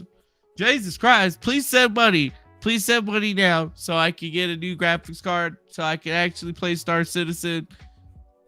Kind of nice, right? Allegedly, what's it called? Gene said that he was sending me some kind of AMD Ryzen, like 5800 or something like that. Wait, not 58,000. Whatever it is, it's not an X. I think it's just this right here. Said he was like, yeah, I'll send you my old Ryzen processor, the Ryzen 7 5800. But let's see, I have that, and then I have an i9. Which, when I bought it, it was like the most expensive processor I've ever bought. But Jesus Christ. Damn, dude. Scroats, you're still using your 2080 Ti for your VR rig? Yeah, that's more than enough for a VR rig right there. Yeah, dude. Magic Poop, you're not going to be able to play shit with this 970 anymore. There's just not enough there's not enough memory on that thing. And it can't hit the higher buzz clock. So it's just basically a huge bottleneck on your system. It's a huge bottleneck on your system. They said the 4070 Ti is a decent replacement for the 3090. Yeah, I might be able to get one of those, but it's still fucking expensive, man. Yeah, dude. Send your support to Streamlabs so that I can get a 4090 and then, we can play video games and stuff and stream at the same time. Yeah. Wait. 50X. Ryzen 8 50X. Why is it not showing the fucking one that I wanted to show? Oh, wait. That's weird. I don't remember putting 1090 50K. And then it's like 5800X. No, I just want that. It's like as close. Oh, there we go. So, like, that's what I have right now. Which I don't even think you can get them Ryzens anymore. The price on my processors dropped down pretty considerably, though.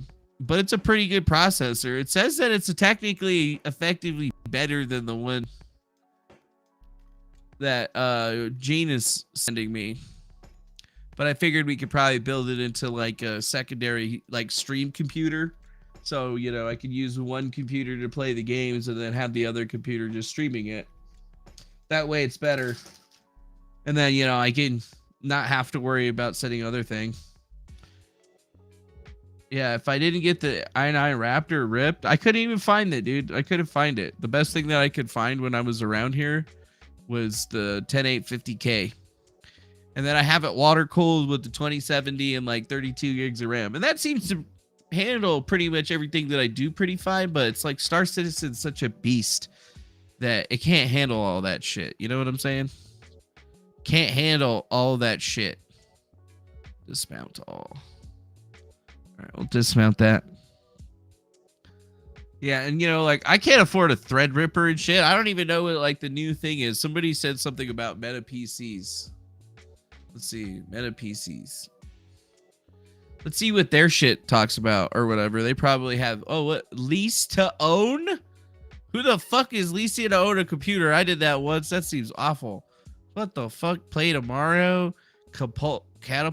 You can get yourself a fucking new desktop? All right, let's see what they got here. Phoenix, Vice, Griffin, water cooled plus open loop water cooling. That's pretty expensive. Wait, what? Starts at $1,400 for a 4090. This one says up GPTU. Whoa, what the fuck? $4,000? $4,000? You gotta be fucking kidding me. Yeah, dude, if I get another PC, though, I think we're gonna build up that other PC and then do a giveaway on it for people. Be like, hey, who wants a decent computer for gaming? I don't know. I think that'd probably be the best usage for it. I just gotta set it up. Wow, dude. Get your water-cooled PC now. Holy fucking shit. It's only got it's got a 4070 and an i7 13700K. Are you kidding me? It's not even a fucking i9. Yeah, why not? Let's just go. Let's just max this puppy out real quick. Max this puppy out real quick. Make it shit go up quick.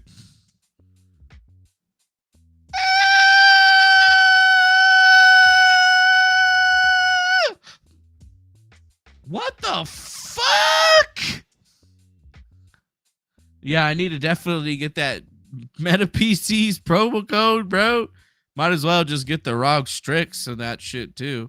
Yeah, and then throw the KS on there. What a motherboard. Z790. There's a 790 now? What the fuck? There's a Z790 now? I got a Z590 Pro, and I thought that I was like hot shit when I got that. And now they got a fuck. I'm like 2 years back, bro. This thing's only got 16 gigs of RAM. Are you kidding me right now? Might as well max it out. Give me all of it. Give me all the RAM. And then we got a 1200 watt EVGA power supply. Okay, I can deal with that. Jesus fucking Christ, man. What? And it's only got a 500 AM too. Jesus. Jesus. My heart. I can't take it. 7 fucking G's. 7 G's and it's not even DDR5. Like, this is expensive. Look at that. DDR4 all the way around. You can't even get higher than that. I don't think they can. You? At least it's 3600 megahertz. I'm over here slumming it with 2800 megahertz myself, but you know, you got to make sacrifices. You know, it's like, do I want to eat this week, or you know, can I deal with Star Citizen only being 30 frames a second? That's basically where it was. We were addicted to that game. We had to take ourselves out of that shit, man. I still think about it every day. I still think about it every day, though. And I want to get it in there. Micro Center has the RX 3790, 7090. What? 7900 XT. Is that like a new one? Ah, what? Dude, that's probably not even better than what I have right now.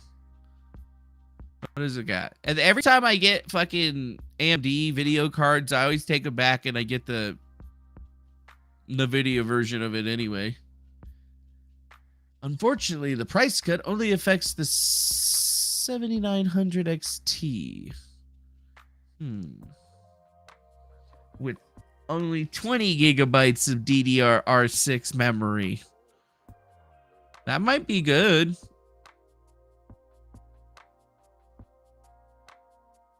Wait, TX RX 7900. See, like, you know, the way that I benchmark shit is that I put the name of whatever card it is, and then I put in Star Citizen after it. If there's not a video with somebody playing some shit on that video card, doing like a review or whatever, I don't even watch it, because that's not a true FPS test. Like, this is a true FPS test right here. This dude's playing in 4K. All right, okay. He's playing like that on 4K with that card. I want mine to be that smooth playing 4K. I can't even play fucking 2K. And I should be able to. Okay. Okay. All right. That might be worth it. If this is real, if I could just plug that thing in and play it 4K with my current setup, I would be like,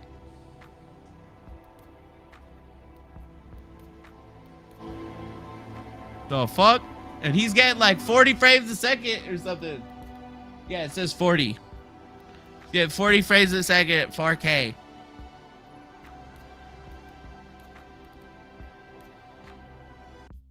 That's not bad.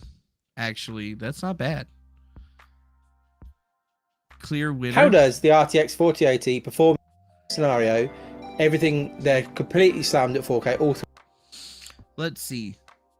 This is what I look. So you look like 24 frames a second at 4K, 31, 32, 43 max.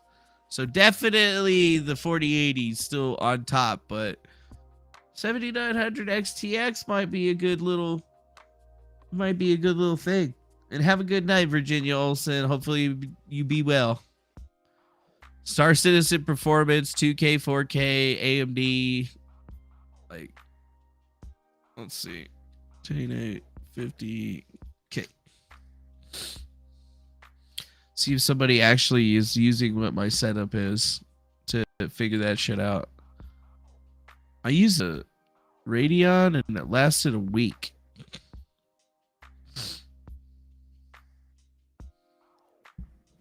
Hotspot and thermal testing?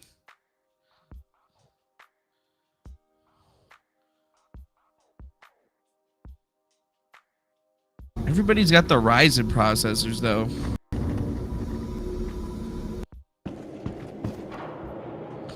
Yeah, that's looking pretty smooth. That's looking pretty smooth. Yeah, it is actually looking pretty smooth. I don't even know how I got all sidetracked on all that, but you know what? I tell you what, though, video games are an addiction. Video games are made by the devil. Boo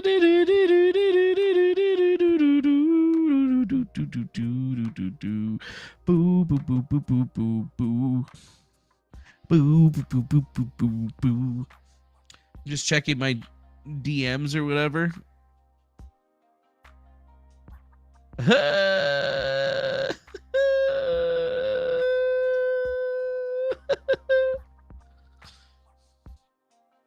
Nothing crazy. GitHub Care diddle. What the hell is that? GitHub.com. What? She posted up into the chat.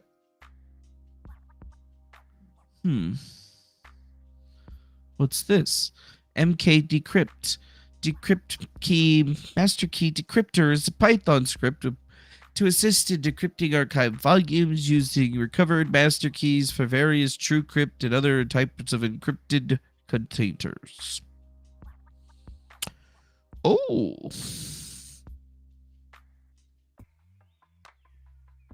Bookmarked.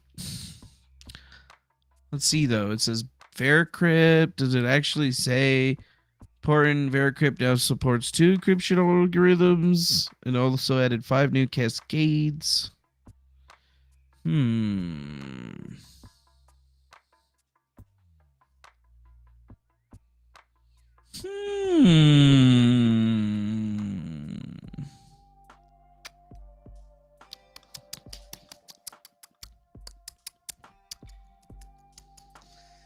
it is too bad that EVGA bailed their trigger warning. Now every graphics card is just going to be super expensive, and I'm not going to be able to get my super cheap EVGA specials.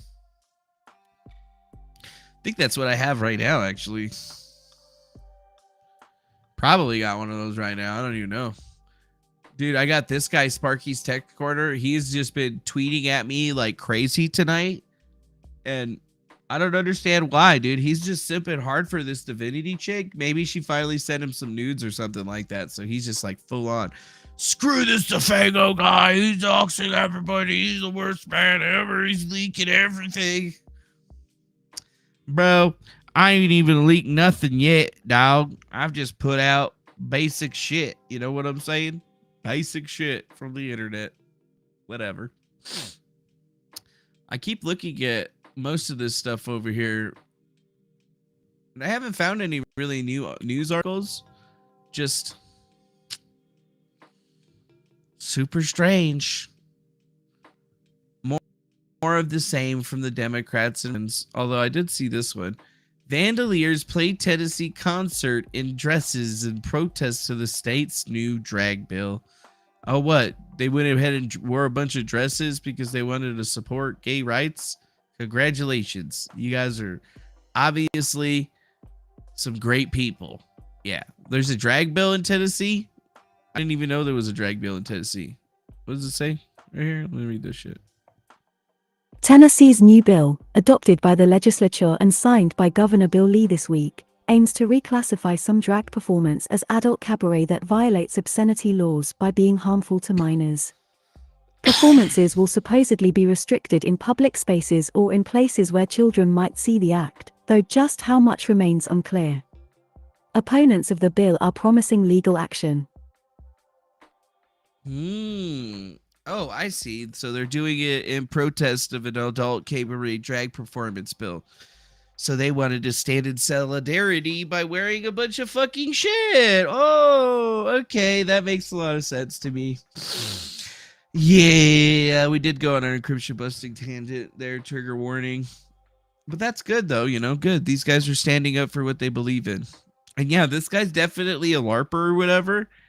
He's all like, yeah, guys, go follow me on YouTube, man. Hello, Sparky again. Cancel. I've been asked a couple different times. I've been asked. Why am I so hung up on this? Yeah, why am I are you so hung making up on so this? much content? Why are you making around so this whole- much content about this? Well, obviously, so you could get clicks and eyeballs, and you're not getting very many on it. But look at that. False striking, Megan Fox Rider, locals, 20 false DCMAs, 20 DCMAs. What else we got? Yeah, why is this dude making so much content about that? Dark Overlord is a better target than the Sparky Overlord. It's like, can we look at Sparkies, or do we look back at the Dark Overlord and some shit that actually fucking matters? Yeah. House Democrats rally behind Biden ahead of expected 2024 announcement. Oh no.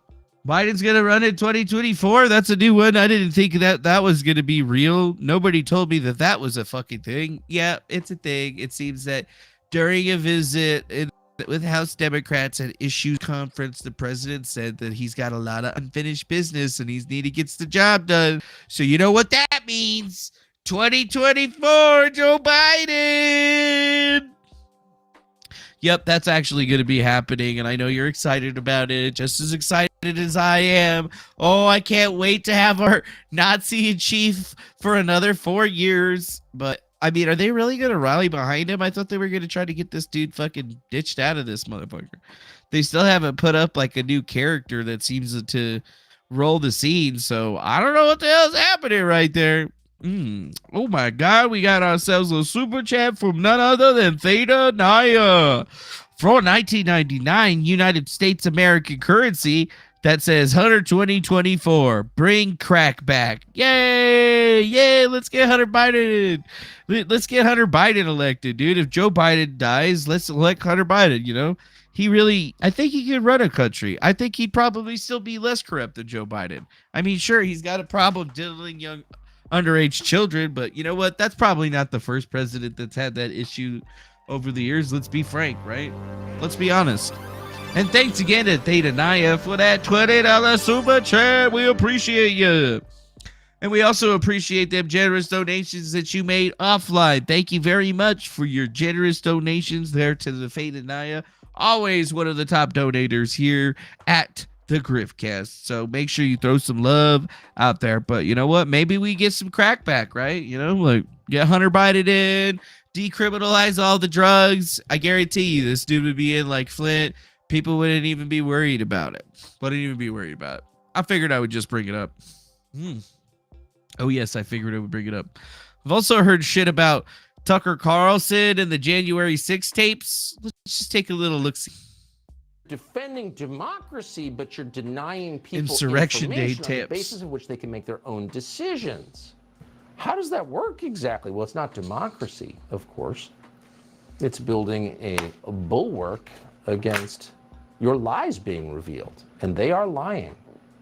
And we know that because we've been looking at the tape. Oh, yeah, we know that. We've been looking at the tape. Not only did the But yeah, let's remember that this is the same Tucker Carlson that said in a lawsuit that he didn't believe any of the stuff that he was peddling on his show about January 6th in the first place. But now he's saying, yes, they are lying. And we know that because we've been watching the tapes. Ooh, do we believe him? Do we not believe him? I'm inclined to believe him because I want to believe him because I want it to be true. But I don't know, man. I haven't seen the tapes.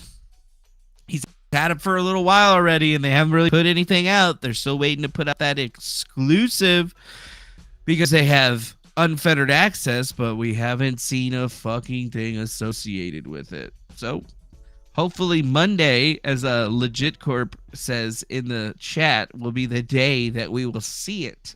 I hope it's going to be so. I don't know, though. I'm pretty much itching for it. That gives us a really itchy weekend. Wait for something big to drop. But, I mean, if they don't try to hype this thing up over the next couple of days, I'd be truly disappointed in Tucker Carlson and his individuals and stuff. And then, whoa, we got ourselves another super chat right here from the Theta Naya. Super chat for another $20. But Tucker will publish Biden's daughter's diary because about being daddy diddled. Oh yeah, that's right. He didn't want to publish that diary, but he's totally going to be the guy that's going to publish everything about the January 6th thing, and he's going to break the whole entire story open wide. Yep, also the same guy that didn't want to talk about, the Biden diaries. That's right. Remember that shit? The same one that they tried to get Project Veritas dude arrested for, even though that was totally bunk. But thanks again to Theta Naya for that generous $20 donation. We appreciate you. Thank you for monetizing the stream and bringing in them dollars. We appreciate you. We appreciate you. We appreciate you. So, is the government lying? Well, I mean, it wouldn't be the first time. Probably not going to be the last time, but still. Who really knows? Who really knows? Oh, boy. Interesting stuff today happening in Arizona with the Supreme Court and standard executions, but apparently Katie Hobbs said that she wasn't going to let it happen. Appointed a retired judge to look at how the state procures the drugs used in lethal injections. In a statement, the governor said she's holding off on all executions until the review is completed. Reviewing under lethal my injection administration, drugs? an execution will not occur until the people of Arizona can have confidence that the state is not violating the law in carrying out the gravest of penalties. Oh, really? After a botched execution in 2014, the state paused carrying out the death penalty. Lethal injections resumed just last year. 3 inmates were put to death in Florence. But that was under a Republican governor and attorney general. With Democrats in those offices, they want a new review. AG Chris Mays appears to be on the same page with Governor Hobbs. New review, Her eh? office says it No more won't seek death executions, eh? warrants while the governor's review is underway. In the newsroom, Dennis Welch, Arizona's Family. Last week, Hobbs appointed. Thanks, Arizona's family. We appreciate you. Wow. So the executions in Arizona have stopped. They only, I guess, got through 3 people before. Yeah, but there was a botched execution in 2014, allegedly, where it didn't go as planned. So because of that shit that happened all the way back then, now Democratic Governor KB Hobbs is saying that they're not going to be executing Aaron Gutierrez on April 6th, involving his murder conviction from a 2002 killing that came a day after the Supreme Court said that it must grant an execution warrant if the appellate proceedings have been concluded, and that those requirements are met in Gutierrez's case. A week ago, Hobbs basically said, yeah, we're going to exhibit the state's procurement of the lethal injection drugs, and we're basically not going to be executing this guy right here because I say so. Yep, that's exactly what she's saying. Not until they investigate to make sure that thing was actually happening. And he was sentenced to death in 2002 for the murder of his girlfriend's ex-husband. Yes, Aaron Gutierrez. There's probably not even anything on the record for that, right? All we know is that they got the okay to stay the entire situation, which is really weird. But yeah, the state of Arizona, I guess we still got the actual case law from it from Justia. Oh, look at that. Affirmed in part, vacated in part, and reprimanded in part. Aaron Brian Gutierrez pleaded guilty to kidnapping, first-degree murder, and was sentenced to death for the murder and jurisdiction over the mandatory appeal, blah, blah, blah, blah, blah, blah, blah, blah, blah, blah, blah, blah. November, Ted Price visited his ex-wife, Catherine Litcher, in Mesa, Arizona. Price planned to stay at Litcher's apartment while waiting for a school grant. After about 10 days, the two began fighting, and Litcher told Price to leave. The argument became increasingly heated, and Litcher hit Price in the face with the telephone. Price remained unconscious, but appeared dazed and unresponsive. Gutierrez came to the apartment that evening after talking with Letcher, asked her about her 2 roommates, Michelle Beck and Jennifer Garcia, to put Price and his belongings into Letcher's car so Gutierrez could take him to the bus station. Gutierrez told Garcia to drive, and once at the station, Gutierrez said he didn't have enough money for a bus ticket. He ordered Garcia to drive out of Mesa. Soon thereafter, he would told her to turn to a dirt path and drive towards a dark, isolated desert highway. Garcia stopped the car while Gutierrez was looking in the trunk. Price got out. Garcia heard 3 popping sounds and saw pipes fall to the ground. After hearing another popping sound, she saw Gutierrez standing by Price's body with a gun at his side. Gutierrez got out of the car. Garcia drove back to Mesa, stopping once to dispose of Price's belongings in a dumpster. Oh boy! That's the guy that they wanted to not. I wonder if Katie Hobbs has any connection to Mr. Gutierrez or something like that. Maybe this guy's like a mob-style hitman, and, maybe this is a cool, crazy line in order to get us into some really weird shit. I don't know, but it sounds interesting. Yep, it sounds interesting. I still think that, you got something with that guillotine thing there, though, but the guillotine is messy, my friend. The guillotine be messy, my friend. Oh wow, interesting. So he's gonna get out of getting executed for a little while longer while they investigate. But you know what? That's okay. Tom Sizemore, famous actor from Saving Private Ryan, also a guy with a history of drug problems, died at the age of 61 today. Very, very sad indeed. But you know what? He was in a lot of different places. He was already on life support. His manager, Charles Lago, confirmed that the 61-year-old actor suffered a brain aneurysm on February 18th and finally has been removed from life support. So rest in peace.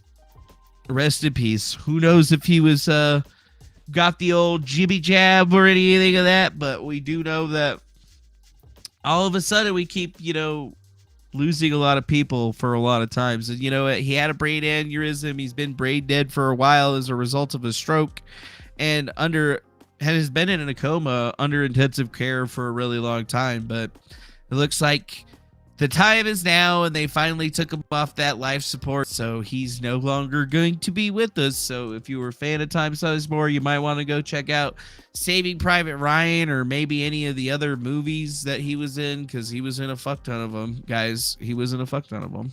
Most of them, I think that they were pretty good too, right? Like, most of them were pretty good, right? There's his IMDb right there. IMDb, Tom Sizemore. I mean, look at all that.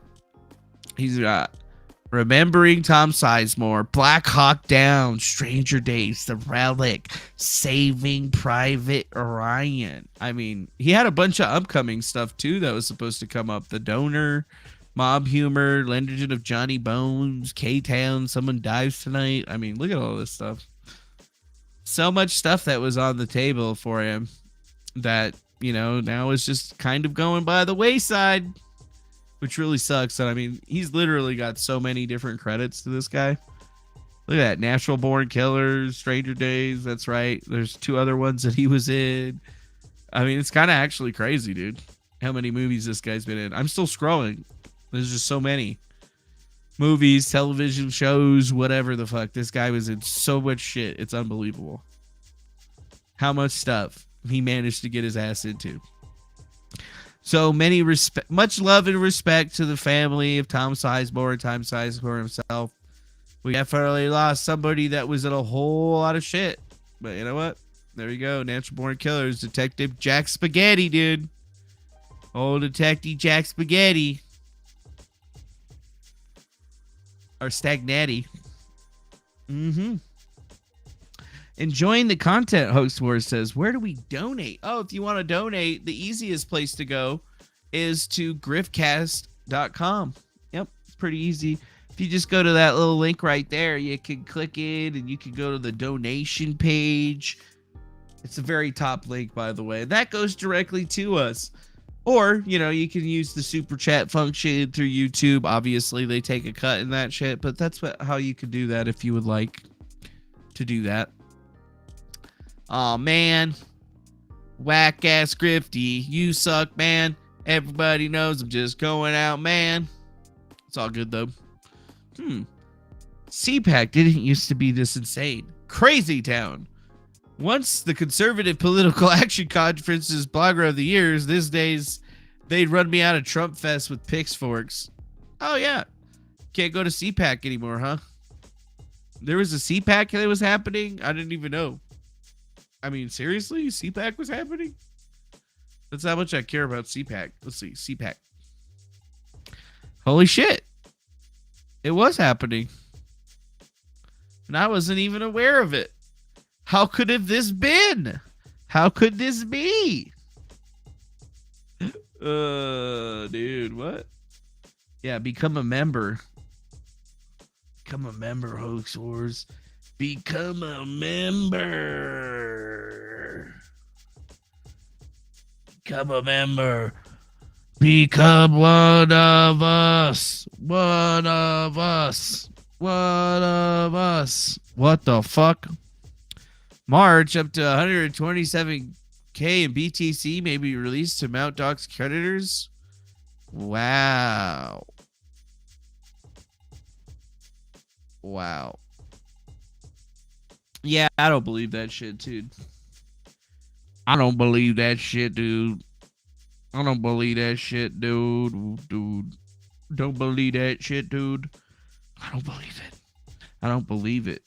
I don't believe it. You see it. I got it. I went on with Umbrella B to beat it.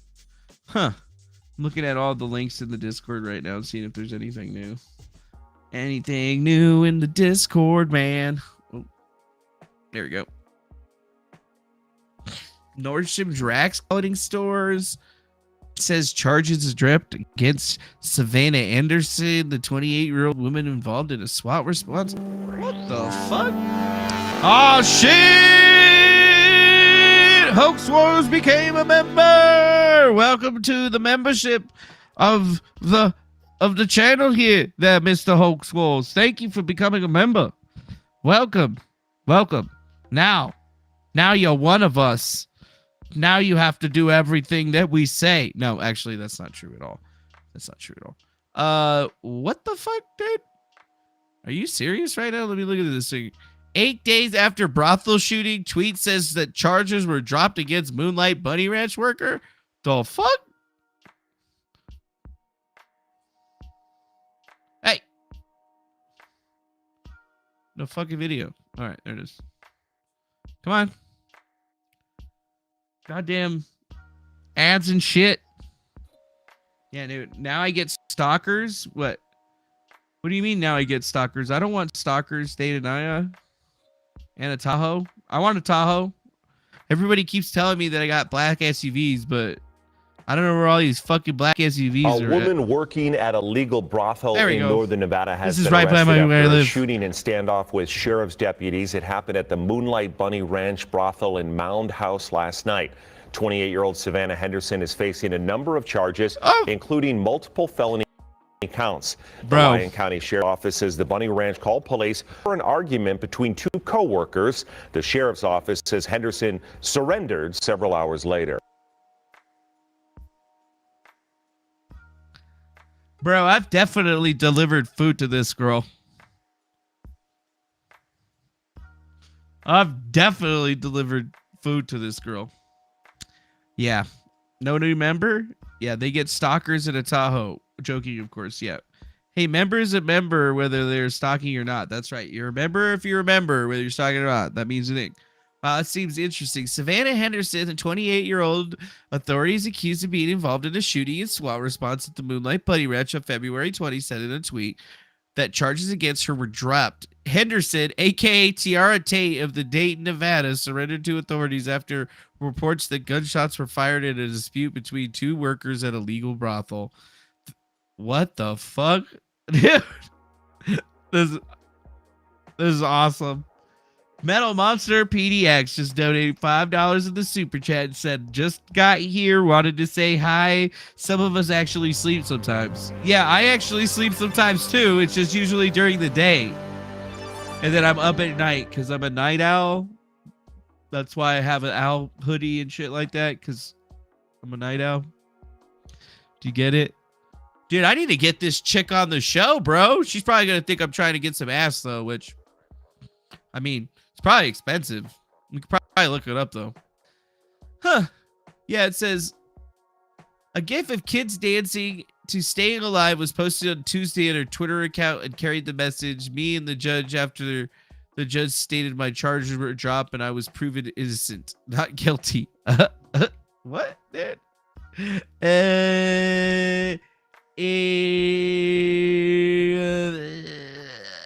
Oh. Well, I think this is safe. Yeah, this is safe. Yeah, here's it right here. Tiara Tay. Mean Girl, Bully Barbie. I'm available at the Moonlight Bunny Match. Tiara Tay, #1 at yahoo.com. Please email me to set up an appointment. Damn, we almost have as many followers. I'm a follower. Oh, you can only people that she mentioned can reply. That's whack. That's whack. This is legend. This person's a legend. She's a legend. Yeah, at the brothel, they shuttle shit by duel. That's exactly right. She fucking had a duel with some other bitch, came out on top. You don't want to fuck with this chick right here, goddammit. What the fuck? Yeah. Ooh. I don't get it, dude. But calls to Lyon County authorities told a different story on Wednesday.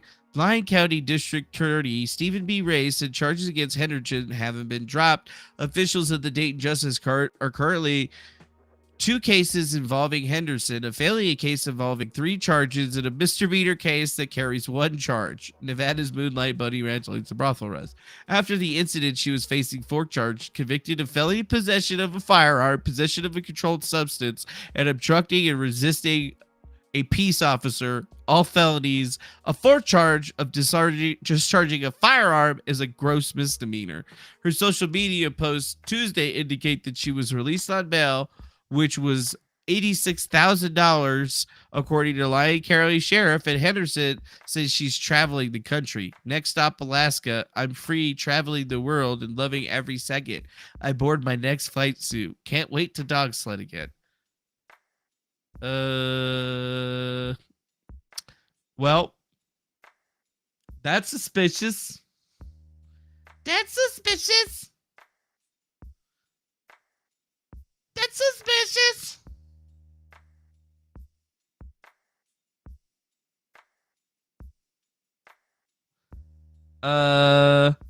Yeah, it kind of seems a little bit weird.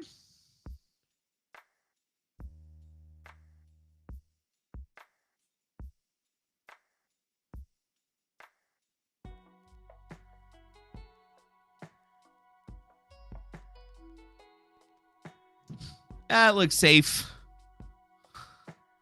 Ish. We'll see what this chick's up to. Let's see. Spoiler surprise. Falsely accused. Lawyer check. Charges dropped. Y'all thought that you were going to stay tuned. OnlyFans. Juicy details. Blah, blah, blah. Is this the Hustler store on Hollywood Boulevard? Oh, here's me on the wall. Love to see it. Thank you for the lovely, amazing night. Send me out for a date. DM for details. I'm at a new legal establishment. They don't take 50%. I think I know where that is. It's obviously in a different spot. Probably figure out where that is, actually. Do not donate to this. I do not need for have a GoFundMe. I will never need this. Do not fund this. Still getting emails for TRT at BuddyRanch.com. Visit my new site because I got fired because I totally probably killed a bitch. This is fucking crazy. This is fucking crazy, dude. What? Dog?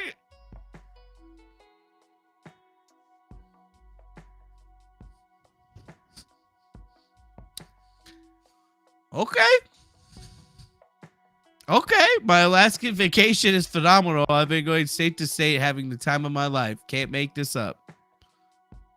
Yeah, I would definitely not be that close to a reindeer, but he's got the little like face thing on him, so he's probably cool. Oh yeah, there's her dog sledding in Alaska. Hanging out with fucking... What the fuck, bro?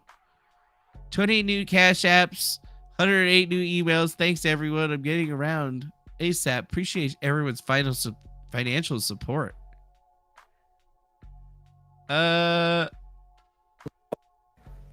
So I just got a phone call of ladies saying that I'm threatening them and trying to fight them. I haven't reached out to anyone or done anything to anyone. Yeah, reindeer are real. I'm on vacation. I've just been living my life. Calling and making false reports is actually a crime.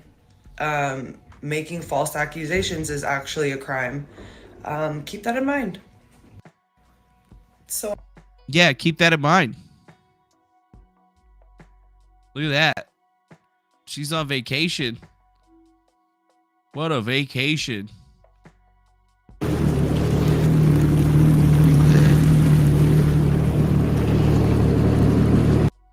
Aye, aye, aye.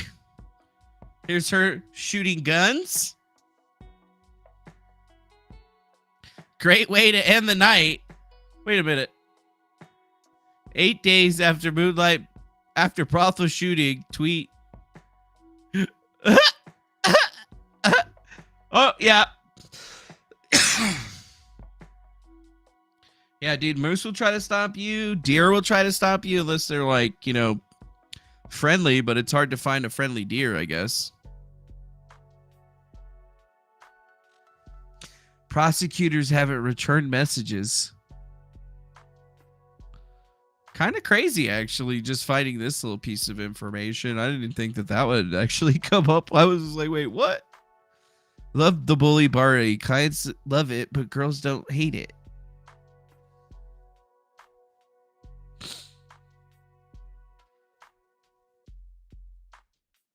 And she's taking booking requests the entire time. This is hilarious. When are you available again? When do I get my deposit back?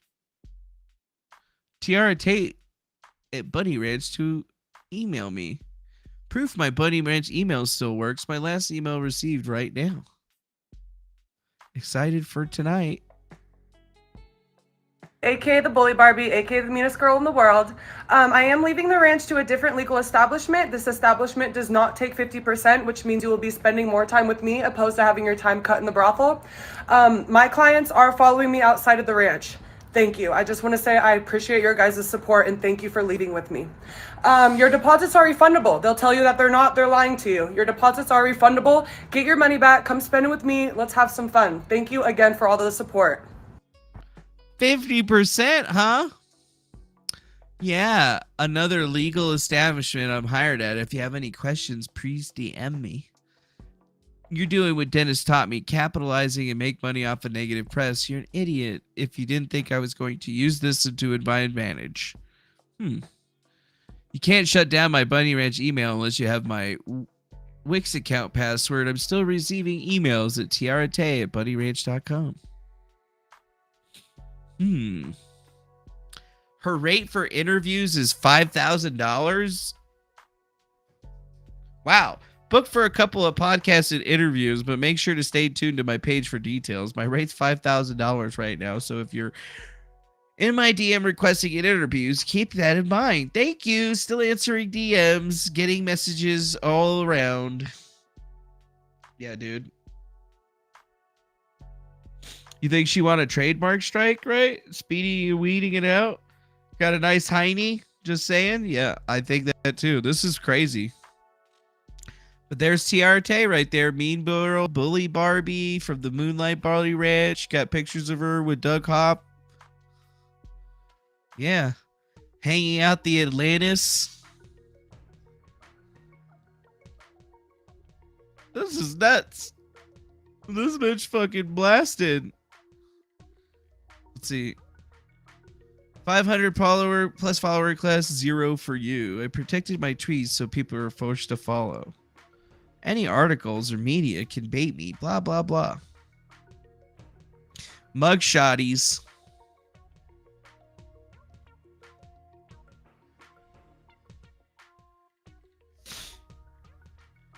Yeah, it doesn't seem like the girl to look up based on the way that it's here. But yeah, if I could grift on this girl's level or whatever, we need to get her on the whole internet scene where she's got a live stream going and shit. We need to get her on Twitch. Be like, yeah, this is the bad Bunny Barbie that be shooting bitches up in the brothel and stuff. Damn, son. Multiple news channels, booking requests, OnlyFans, time to subscribe, emails. You wish, bitch. Mo, you're going to eat your words after you see this info, the court info. Make sure you subscribe to my OnlyFans for the juicy details. Alexa Hayes.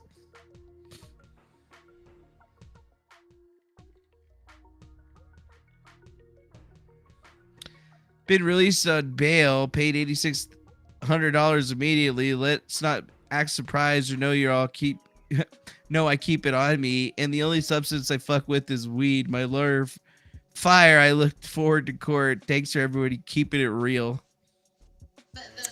I'm gonna drop an OnlyFans. I'm gonna talk about most of the details on that there, interview but if you want to know what happened at Dennis Long's world famous Moonlight Bunny Ranch, make sure and fucking subscribe.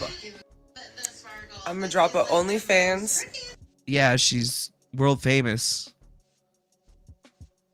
It's kind of funny. I run shit on the side. Mad me if you want to, bitch. Post my messages. Bleeding come through in my territory without checking in. Welcome, Adele Fro. What the fuck? Blueface boy? LA artist? Yeah, dude. I want to go to LA. Those motherfuckers be shooting you up and shit. Yeah, I hope it turns out. Yeah, dude. Strange white wigger girl. She's kind of got like Iggy Azalea vibes. She got them Iggy Azalea vibes. Oh, yo. All you gotta do is be happy enough to make this mad as fuck. Better not scroll any farther down, dude. We made it this far. There we go. So yeah, this is Tiarte.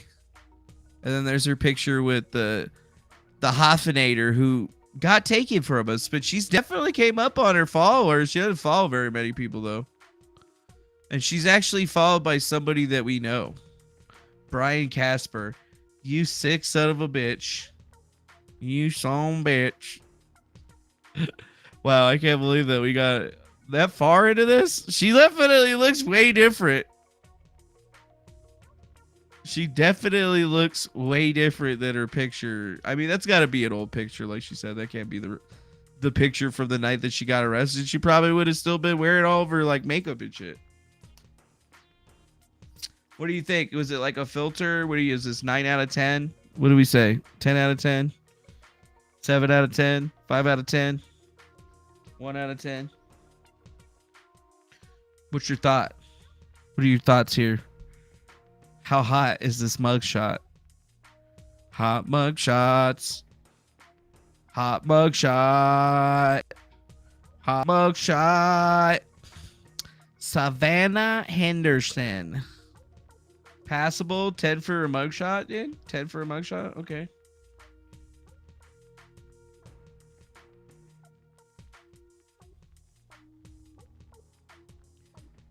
Huh. Wait, mugshot.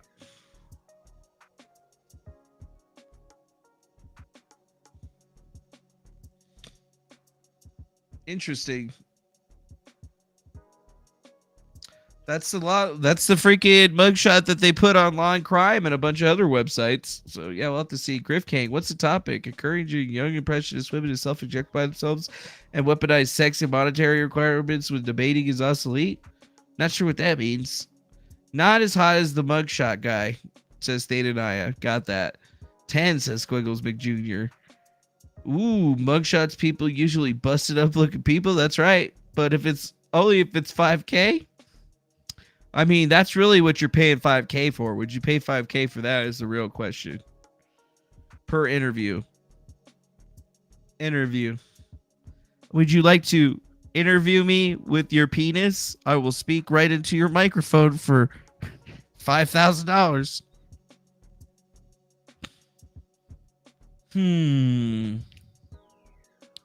Seems a bit strange, if you ask me. Yeah, you'd get the GPUs instead, but Satani, me too. I would probably buy the GPU. I would buy like 2 GPUs. I get a GPU, a whole damn new computer, damn it. I'd get a whole new fucking computer. It's a bunch of weed. Myself, but I've definitely delivered DoorDash food to this girl at the Bunny Ranch before. 100%. 100%. Like, this is the chick that came out to get the food. Not even lying. At least a few times. So I guess I am sad that she's no longer going to be there, because that means I'm not going to have a girl ordering anymore. But, you know, it's just the way it goes. It's just the way the cookie crumbles, baby. It's just the way it goes, dog. Gang stalker can't be gang stalking all the time, dog. We got other shit that we want to be doing. What is that other shit that we want to be doing? I don't actually know. I didn't find a lot of news for tonight or whatever. I just figured I would go live and hang hard so we can keep hanging. Let's go check our replies. Robert made flans. Sir Squish. Only 19 followers and following a lot more. Me too. This common flat is only further actually. Yeah, dude, what is going on with all this? Got a lot of people doing stuff. You seem like a 14-year-old schoolboy to me. Yeah. I guess they tried to, like, you know, really romp my comment section thread, but I mean, I'm just like really not impressed with these guys. I thought that they were going to be a lot more toxic and like big into the scene, but you know, whatever, dude. Let's see.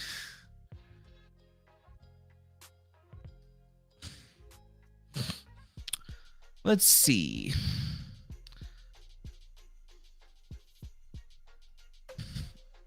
Let's see where we're at with this thing right here. Ba-ba-da-ba-da.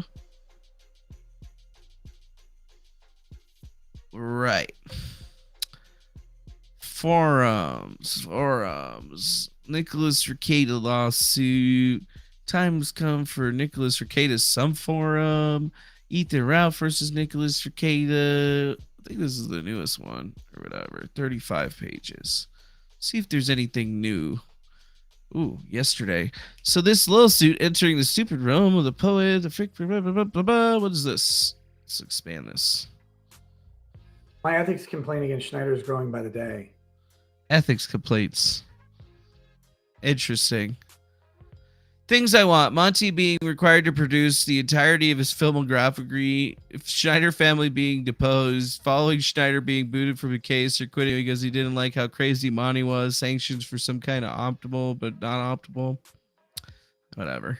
Schneider's taking calls from Chad Spector after ghosting Virgin Rekieta. Literally confesses to Spector like a schoolgirl. What? You're a lawyer, Mr. Schneider. From our conversation, you seem like a nice guy. You really do. You seem like a nice enough guy. I personally have nothing against you other than... Dude, I want to troll and punish Mersh to just talk about his lawsuit too.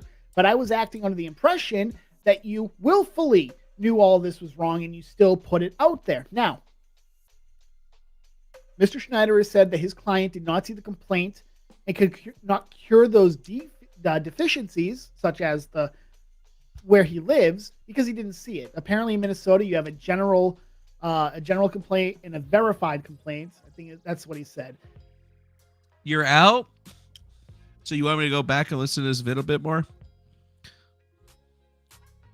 But I'm gonna nail it all down. All of it.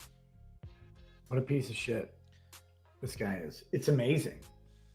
Like, it's frankly, it's unreal. It's unreal. Yeah, I called him a cunt. By the way, I have First Amendment right to call someone a name. What he's done. Yeah, you do have a First Amendment right to call people names. File a frivolous lawsuit, support it with documents that contradict the claims, lie about what's in the documents that are supporting the claims. It's obviously he's drunk, the Joker. He's always going to be drunk when he's doing this shit. Wow. The bedtime for you, Squiggles McJr. Well, I hope you have a good night. Some sort of special. Tate and I have nothing against you, well, except the lisp. I have literally. You can hold whatever you want against me. Fine.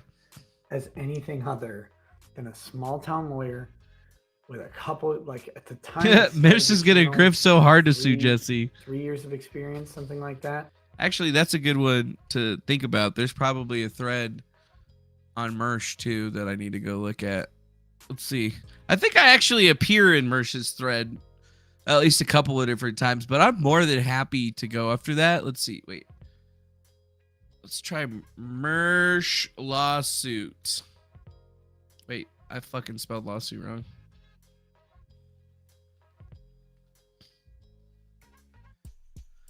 Here we go. Terraceburg, Hippie Juice, Revenge of the Sis, 23rd. Yeah, I don't know. I don't see them actually posted anything about it pretty recently. Ever seen a Ridhall lawsuit settlement money to piss away on nonsense? Let's try that.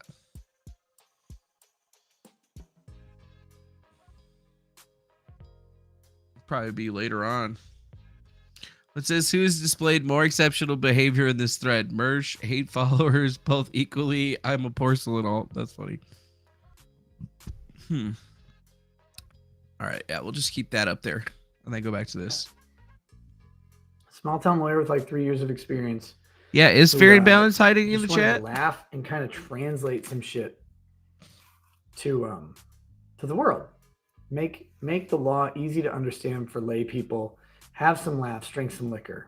That's it. Have some laughs, drink some liquor. I've never ever said like Farron's gonna buy us a GPU farm. Buy me a GPU farm. Expert in some field other than the general field of law and laughter. Why is he eating a banana? The fucking shit you see in some of these lawsuits makes you wonder. Way to do one of the gayest things that you could possibly do. I'm lost on this one. This is the things people can do to you. These are the You things guys don't people know. can I do mean, to you. I'm well over. Mersh hates I'm you, well Fairy over Balance. She $40,000. fucking hates you. 40 grand. Don't even talk to Mersh. But you know what? Mersh loves Chrissy Mayer and all the rest of them, That's what dude. it Mersh costs is to driving defend a yourself against wedge obvious between everybody. How's it going to afford the lawsuit? But yeah, I definitely got to I think maybe grift doing off it of for free. Mersh's lawsuit. There's no way that I'm not going to grift off of No that. idea. This is going to be hilarious You know, David because Schneider was a I'm the super reason that it happened in the first place. 6 years in a row. It's not anymore. Motherfucker! I'm paying for it. Yeah, whenever I'm having a bad day, I remember at least I'm not Super lawyer is Mersh. meaningless, but it's still it's a moniker that people wear with pride. And this is what you get. Yeah, this is what we get. This goes on for 9 fucking minutes. Are you fucking kidding me? Super lawyers. Rakita confirms that he contacted Schneider, and Schneider told him and agreed to take the case because he thinks that Rakita is bad representative of the profession. He believes that in reference to Spectre, who called Schneider and talked to them. So if so, Spectre got yelled at by Randazza. I hate lawyers who give an actual bad name to the profession. Ah. I hate lawyers who make people think of brilliant. stereotypical lawyers when they do stuff. Schneider told someone I know. Holy shit. We got Scroats McGoats over here. He's giving us another $10 super chat, but he's saying good night, everyone. Well, good night to you too, Scroats McGoats. We appreciate your money over here at the Griftcast, and we hope that you have some sweet, sweet dreams, my friend. Have sweet dreams, and we'll see you again for the next Grift, and we appreciate your money. Bye-bye now, my friend. Good night. Contacted him. Not at my request. Actually got yelled at by my attorney, I'm pretty sure. I got yelled at by my attorney, I'm pretty sure. And he Yeah, took you the would get case because angry I am a about bad that. representative of the profession. Oh, really? He took the case for that reason. Drink on live streams. Tell offensive jokes. Drinks on live streams, tells offensive jokes, and makes the profession look like a Drink on live mockery. streams. I tell offensive jokes. All true. I swear. All true. I'm vulgar. True, true, true. That's what he says. True. Is a bad representation of lawyers. That's a bad That's what representation of he lawyers, says huh? is bad for the profession. And what he does, what I have never done, he has lied in his pleadings. Holy shit, we got another super chat too. Metal Monster PDX, $5. It's funny because Nick Ricada was on the news and Why It Matters today. Oh, really? He was on the news and Why It Matters today? That's pretty interesting. I didn't know that. Might have to check that out too. Openly lied to the court. He lied in his motion response. Based Openly lied to the court. Okay, but do you really think that that's the way to deal with this? My client's words like he did. I believe in the misrepresented his client's words. Law. I believe that we created a system under the Constitution that matters. I know it doesn't always come across that way because I'm cynical and jaded. Cynical and jaded.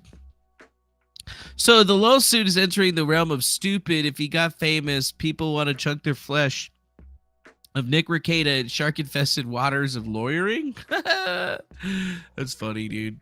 That's funny. Let's just have the AI read this shit out.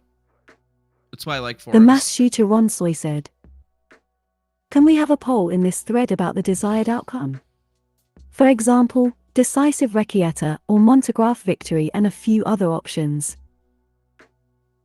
Things I want: Monty being required to produce the entirety of his filmography, Schneider's family being deposed followed by Schneider being booted from the case, or quitting because he didn't realize how crazy Monty was. Sanctions of some kind, optimal but optional 8 hours of Monty being deposed without counsel consisting mostly of questions that come in via super chat, 8 hours of Monty attempting to depose Nick. As far as the ultimate outcome goes, I'm not sure what would be funnier, Nick losing but only owing some very minimal damages, like $1 tier damages, because what he said was found defamatory but Monty wasn't actually damaged, or Monty being such a spaz over the course of the suit that he ends up owing Nick 10s 100s of thousands of dollars in fees that he'll never be able to pay. I'm leaning towards the latter, but Monty being a spaz and then somehow winning without counsel would be pretty amazing." That would be pretty amazing. I'm happy to just wait and see what reality provides, though. Hopefully it can manage to outdo my wildest dreams, like Russell Greer secretly writing motions for Monty if Schneider ends up exiting the case in So. Oh, really? Cool. Yeah, this is the Steve Quest versus Nicholas Robert Rekieta Law LLC thread. So it's just the main Rekieta Law thread. Huh. And then this is this thing that we were watching earlier with the Schneider guy, where Schneider just apologizes that Monograph has a felony conviction, huh? I guess we should just watch the whole fucking video. I really do, care. I really do a care about this. About One of the this. things I care the most about is that the person taking tens to hundreds of thousands of dollars from someone else act appropriately. And what appropriateness means is not that they're not offensive, they're not brash, they don't drink. Oh, I wouldn't want them to smoke or do cocaine. None of that's really. What about MDMA? To the issue. Yeah, Servicing drugs their clients ethically. are bad, okay? Are they servicing? Or are they? Ethically. No, they're bad. For some people. I still care They're about bitches. that. I talk about it all the time. And I have ever since I Like started my- DMT, you guys want to go on a trip, man? You guys want to take some Deemsters, man? Toast you out, bro. You talk to alien and shit, you'll see the fucking crazy shit, man, bro. You're gonna see the machine elves and stuff, man. It's gonna be totally legendary. Someone like David Schneider acting the way he I'm eating sesame chicken. offends my sensibility. This gay, idealistic sensibility that I have. Gay idealistic sensibility. Somebody still gives a shit What are you about what we do. fucking talking about, Nick? That somebody still tries to do it right. You see this shit, and you go, Really? That was another cut right there. This? Really? This shit?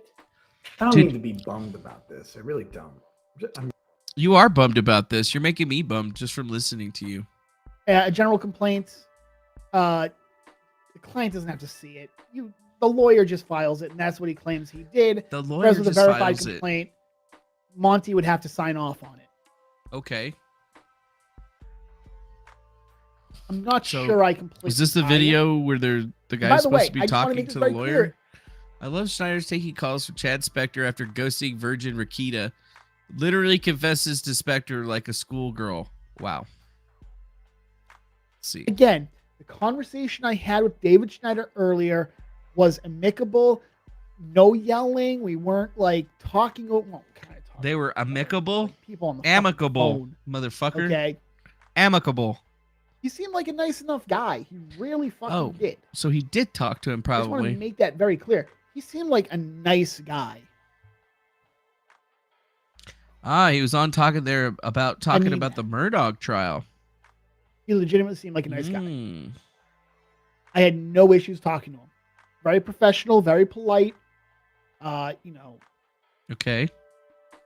And our conversation was pretty good. I explained this in the previous stream that I've since deleted. However, Salvia ain't a drug, but that shit's crazy not as happy fuck, with how though. Nick has responded to him. He didn't like that Nick called him a cunt. And I explained to Mr. Schneider, the problem is that it's not a personal insult. He didn't take it as a personal slight, I don't think. The way Nick has explained it, it was a professional slight. Professional that slight.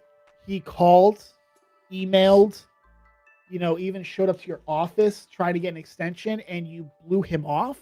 Your secretary, your admin didn't tell Nick that you were on vacation, right? And then you filed a motion for default judgment afterwards, where you admit, yeah, I knew he called, I knew he emailed, I didn't respond, but we want you to give us a default judgment, Your Honor. That'd be really funny if the Monograph actually was able to get the default judgment. So that's where he's talking about it. Well, let's see. Part 2, where Inspector apologized for saying that Monograph has a felony conviction for soliciting a prostitute / underage minor. He claims that this was a deep, fake gay op and is sorry, and Monograph threatened him with the lawsuit. He and Schneider told a lot of him to targ wrangle his client, but the professional, respectful way, and the conversation was amicable. Spectre promises that he has more games than Milton Bradley if Monograph wants to play games. He says that he will slap the shit out of him and thinks Ryan Dazzle will represent him on contingency. He's close to submitting an affidavit and doxing himself on behalf of Rakita. Interesting. As I have stated, I had a discussion with Mr. Schneider earlier, and it was specifically because of the actions of his client. Not actions to anybody else in particular, but actions towards me. Actions towards me? Montegraph, Who cares a fuck about the gay, you? DM'd me again and screeched at Who's me this fucking guy? Pedo about police? how I had slandered him and yada yada, and you know I'm a terrible person because I slandered him. And well, yeah, that is slandered. Fucking Monograph hasn't been arrested for soliciting a prostitute / underage minor. That's completely fucking gay and fake. Basically, everyone has been talking about Monograph from all of this shit is mostly fake and gay. you know, not real. He was very real upset fake. about my real gay. claiming that he has a felony conviction apparently, and I said I Mick would apologize Cable for this on Manny. air. That's right. He apparently does not. It looks like it was some kind I of agree. That's fake probably gay true, off Kaden. shit. I don't know. I Yeah, I was believe you. taken for a spin as well. Oh Okay? yeah, no I was word, taken no for a spin shit. as well. Happens to every. So wait a minute. So you're gonna admit Spectre, the guy that got kicked out of Nick Rekieta's locals because he was going apeshit about the whole divinity thing the other day, actually came out and was saying that he's sorry to Monograph for coming out with bad information, the same bad information that Nick Rekieta is currently going on about. That's all fucking fake dark web gay op type bullshit. Cool. Everybody. But because I'm a consistent individual, I own up to when I fuck up. Do you? I apologize. I'm good For that. It's not true. He doesn't with have that. a felony conviction for soliciting prostitutes. You're right. He doesn't. Soliciting an underage minor. Okay. Apparently he doesn't. Apparently it was a gay op. And I Definitely will a gay stipulate op. to that. Just like all the rest of it was a gay Now, op. let's get to the meat and potatoes. Except for the honeydew. Why That I was called Mr. real, Schneider but I'm- earlier today. People Earlier do weird today, shit, guys. Monty threatened me with a lawsuit. He has threatened me with Yeah, a Metal lawsuit. Monster PDX. These people are fucking the scourge of the planet. Wow, he actually got threatened with the same kind of lawsuit. And you know what? Monograph will fucking sue these guys. That's why I've told them multiple fucking times that they should probably take a step back when a dude's actually threatening and lawsuiting people for all the wild, crazy shit they're saying about him. Yeah. At some point, that crosses in the line into defamation, guys. There's no fucking question about it. And yeah, even this place has a whole thread on Monograph with just, you know, bad Not just information. a slander, but I would just like to make this very clear. Last month, he also DM'd me on another account. I believe it was the Umbrella Man. I have to go back and check. Probably. Where he said that he was going to sue me if I didn't stop talking about him. He then attempted to delete that message and hide it. Oh, really? Except It doesn't work when you like delete that. the message, It only it only deletes for deletes you. it on your end. I still saw it.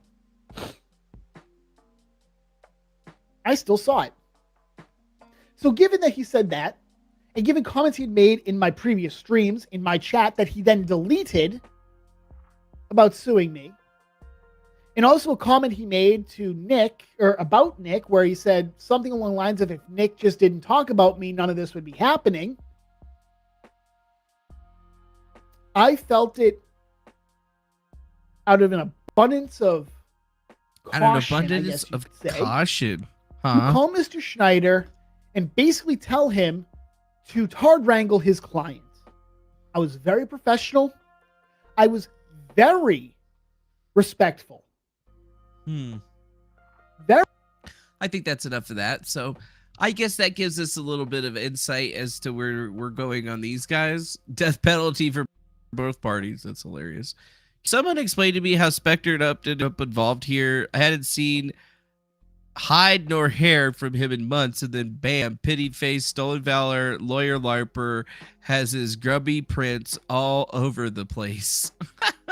Oh man. Reached out to Snyder supposedly after Monty DM'd him. Dollars to Donut Spectre went ahead and provoked him online first. Yep. I would bet that your ass on that because he was trying to provoke you too. They both lose. That's why Nick's hitting a huge libel verdict against him. But Monty's total idiot lawyer fucking around with Discovery and getting Discovery sanctions against him that completely cancel it out. Plus, both sides pay their own legal fees. Yeah, I like to go through and at least, you know, pick up from what these guys have found or whatever.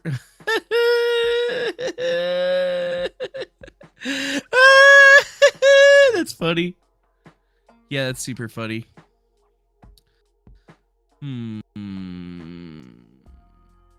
Let's see. I have this read. The mass shooter Ron Soy said, "You know the mass shooter." I didn't say read that. I said read this, motherfucker. The mass shooter Ron Soy said.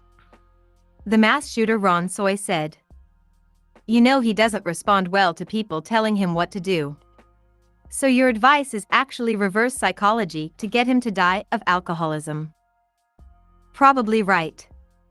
I wrote his OP because I knew if I didn't a log would, and watching this shit show of a lawsuit has brought me no pleasure. This must be how Null felt about Chris. Watching that lovable goof on the internet morph into their final form sucks. Aww. The fact Randazza is having to run paid damage control in pre-trial is a bad sign. Consider how Tim Pool handled his own lawsuit. It was never brought up. Never brought We up. had to dig to find updates on it, and the final conclusion is unknown because everyone involved has held to the cone of silence. Cone of silence. It was ultimately a case that was boring and devoid of content because everyone involved knew the importance of shutting the fuck up. Nick, as a lawyer, should understand this. Yeah, you should understand that, but he doesn't. Yeah, Mark Randazza is Nick's lawyer that allegedly he's paid up to $50K to represent him in this trial already. And we got a $1.99 super chat, fair balance. Yeah, Spectre had a lot to say about me. Funny. Yeah, I bet he did have a lot to say about you. I've seen them talk about you on the Kiwi forums as well.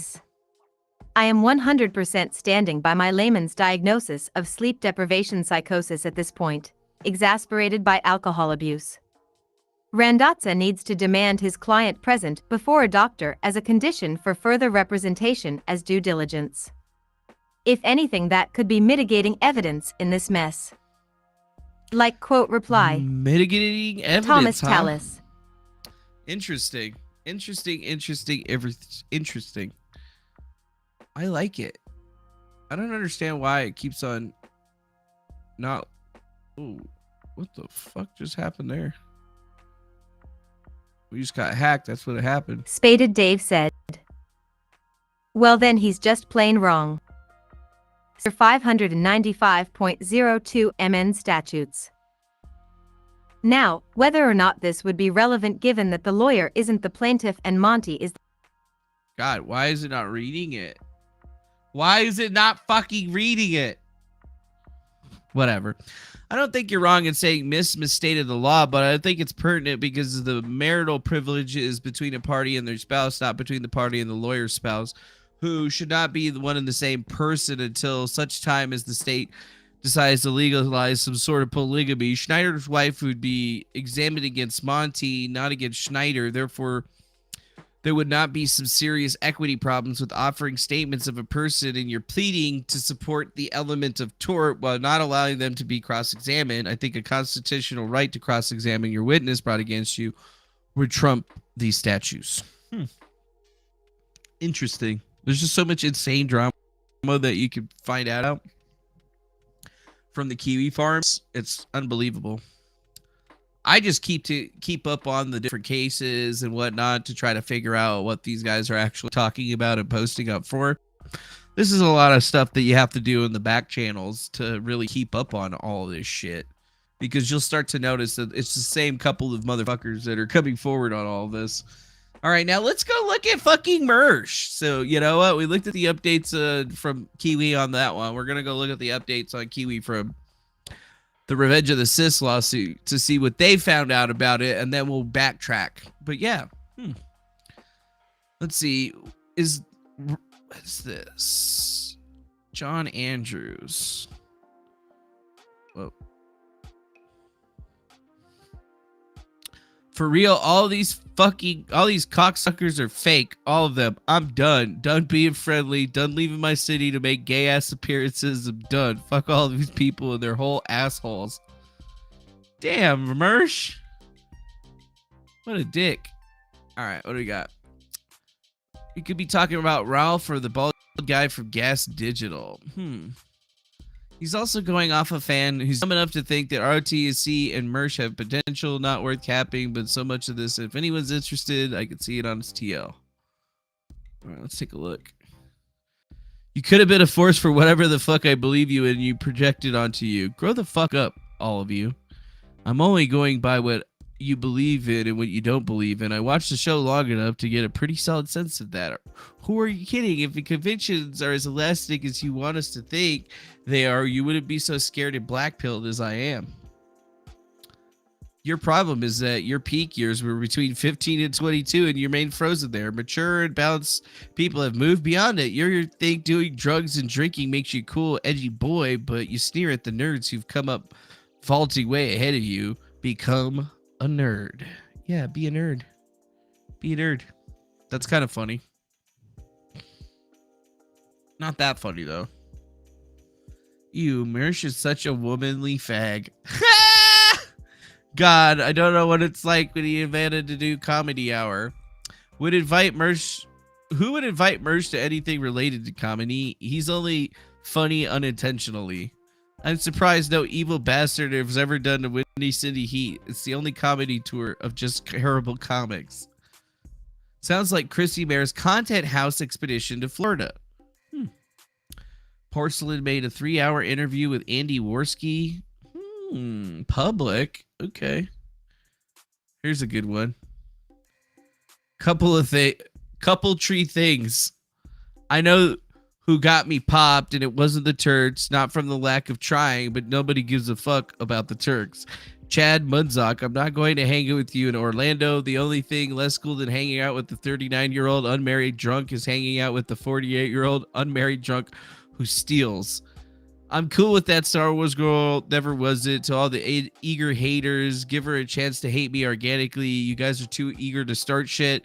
Thanks for the Rebel video for treating us like such an essential part of the team by not inviting ROTC Radio to an event an hour from where we both live. Frau Vertort, best of you and your new family. Be careful with the Zans. From one maniac to another, those things are cocksuckers, motherfuckers, and bitches all rolled into one. I pray for you, dude. Go subscribe to my absolutely wholesome cute cat channel based on my 2 stray rescued cats at Bad Luck Boys by going to youtube.com/@badluckboys. Fuck the rest of y'all. I'm coming into the week hot. Y'all got me annoyed. Wow. Let's see. Mersh is planning on filing a lawsuit on Jesse from Pod Awful for criminal harassment. His new home was doxxed, which leads to Jesse and his crew sending pickles and other random items. He's so bothered by the items being sent to his house that he resorts to the law, and much how he likes to send a letter to the FBI on all of his detractors. It also doesn't help when Mersh said to keep sending shit to his house like a dare while claiming harassment. Oh, man, they should be sending Mersh some tampons or something like that, dude. But that is a real thing that they have been doing to Mersh, actually. Where they've been sending him CVS Pure Lax unflavored powder. Thanks for your order, Mersh. Lewis, your dasher delivered your classic kosher dill pickle spears and your Crest 3D white fluoride anti-cavity toothpaste in radiant mint.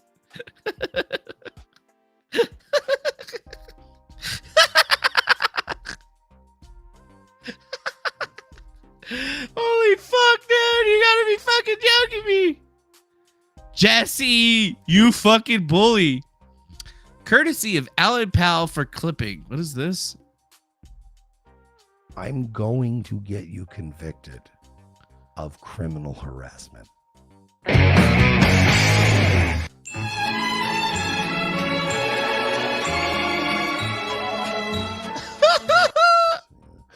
by the way, no deliveries. That's weird. No deliveries today. A summary of the stream from the other night. I got some pictures. He's got some pictures for us. You got some freeze frame pictures for us, March? That's good. But, I want to check them out. We did a bunch of food deliveries. The usual pot awful. I haven't reinvented pranks since 1995. Sending pizzas to people's house approach. That's still a pretty good approach, though. It works pretty well, especially when you make it like a pizza nobody would eat. It's very quiet now. I wonder, is this the same thing? Yeah, it's the same thing. Dude, I can't believe Mersh is calling the cops on the internet again. And I'm gonna probably, Mersh is calling the cops on the fucking internet again, guys. At this point, there has been already a when people for a while have said like, Mersh, like, Jesus Christ, like, you've really taken it on the chin, like. Yeah, you've really taken it on the chin, all right. Better than taking it in the mouth. It's all by design. It's all by design because I'm going to sue the fuck out of somebody. Residence that's now been doxxed. Third place of residence has been doxxed. Stop doxing yourself, Mersh. By the you can't handle it. Doing it. See, I needed the first time I did it. I'm not going to spurg out. Second time you did it, I'm not going to spurg out. I, unlike most people without emotional intelligence. Emotional intelligence, huh? Strain my greatest fucking impulses. Are you sure? My third place that's been doxxed. That sucks, man. And I can't believe that, Mersh. Jesse did that to you. Pot Awful did that to you. Those sons of bitches. I'm gonna talk to Jesse about that shit. That's fucked up. I had 7. I need to have Jesse on the show. It was 6, but when I tweeted it, but it turned out to be 7. I had 7 deliveries to my home. I have to assume that 7 deliveries were paid by Jesse. Those sons of bitches. Jesse, I mean Jesse's parents. Jesse's parents paid for it. You don't really have the army you used to have. You do your little cute shit and fuck with my mailbox or whatever you got to do. But it's impotent. It's another example of impotent rage. Impotent rage, guys. I'm telling you right now, Jesse. You've already literally like broken the law several times and come at me and broken the law, dude. You're spiraling all these years later over. I don't remember why, because we had Dick on for a 15-minute segment, and Jesse decided to dedicate 4 years of his life to fucking with me, and he thinks that's an own. Nobody respects I think it's a pretty good own. Don't respect you. I mean, yeah, he's in control of this situation for sure. Trigger warning. And I got implicated in a crime. I told the cops. I want a high-profile lawsuit. I wonder if I can get him to trust me and get him to push this as it says on it. Literally. I think you could actually do that, John Griggs. Holy shit, we just got a $50 donation from the Theta Naya. What the fuck? She just says, if somebody makes you cry laughing at 5 a.m. on the interwebs, you owe them $50 minus the fees, of course. That's right. That's right. And we appreciate that $50 right there, Tanya. Thank you very much for your generous donation and your continued support of the best worst show on the internet. And everyone else out there in the chat, you should learn you something on that, because we literally will go into it. To a cop. We give no fucks.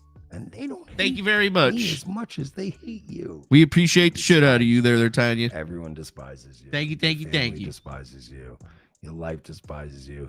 You tweet on Twitter about how you have a wife and kids. You have none of these things. He has a wife and kids? What? Jesse doesn't have a wife and kids? Are you serious? I'm going to ask him about that, Merch, if you're lying about that. Because I know you don't have a wife and kids or a family or anybody that loves you. And you know what? That's why I've always tried to be your friend, but you always treat me like a piece of shit. Fucking asshole. You got my address now, Jesse. It's fine. That's great. It's fun. Yeah, we got Hoax Wars in here too. You leaked it again. That's the question that we should ask. Do we bring Hoax Wars on? And we also have the proof of all the times you've done it before. There's a thing, Jesse, called a pattern of harassment. A pattern of harassment? While everybody else kept saying to me, Mersh, why do you keep putting, why are you just sitting back and putting up with it? Mersh. Yeah, why are you sitting back and putting up with it? Why? Why? He's planning it. And then people are just saying like this, just keep gathering the info and just relax. Just keep gathering the info and relax. I'm on my third address that you've doxed. I'm on my third address that you've doxed. And by the way, before Damn you it, delete Mersh. the tweets and start trying to like scrub shit, we archived it. Like we've been on it all week. Oh, they've been on it? You've been on it, Mersh? Jesse from Bot Awful has now bordered into, and it doesn't matter, pick a state, Florida state, Virginia state, it don't matter. You've now ventured into the realm of what has now been confirmed by several people I know, criminal harassment. So I know you like the LARP is, I have a wife and a kid. You have a Discord fan that, honestly, I don't even think that bitch is real. I think you ran like 16. Like, by the way, let's see that fucking hoe without filter. Message out to Jesse for an interview. A made up woman. That's either a woman whose photo you stole and ran through so many filters that,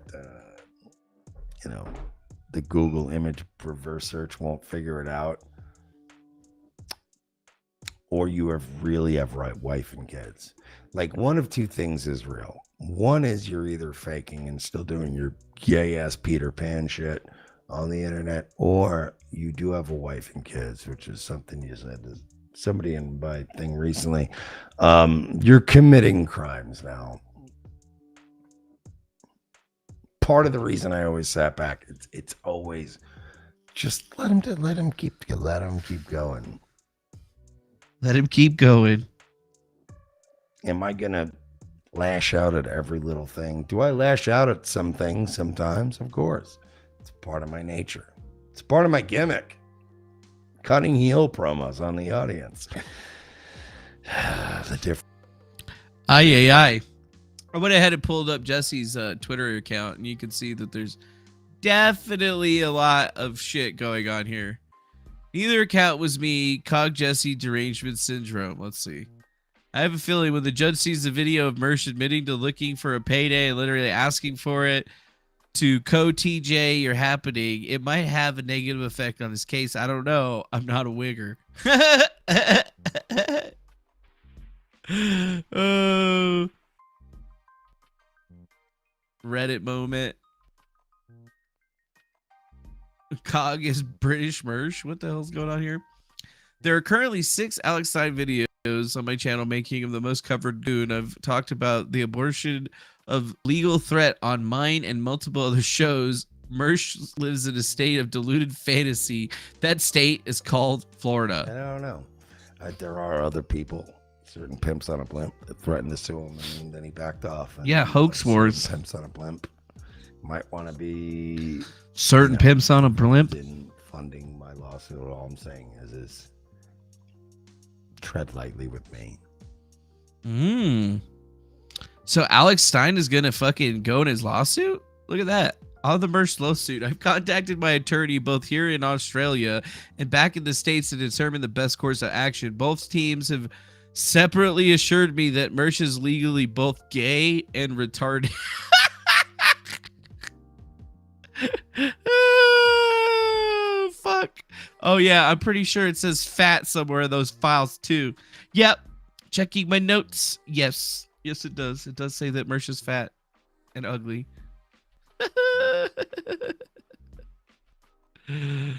Oh, my God. What's this?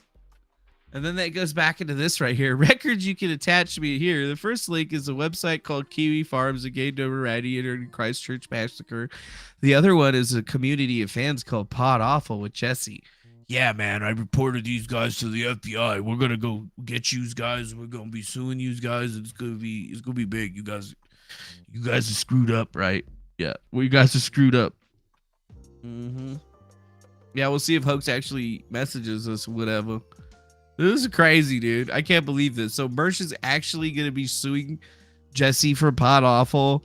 He's calling the internet cops again. He's doing the whole weird shit. It just doesn't make any sense, dude.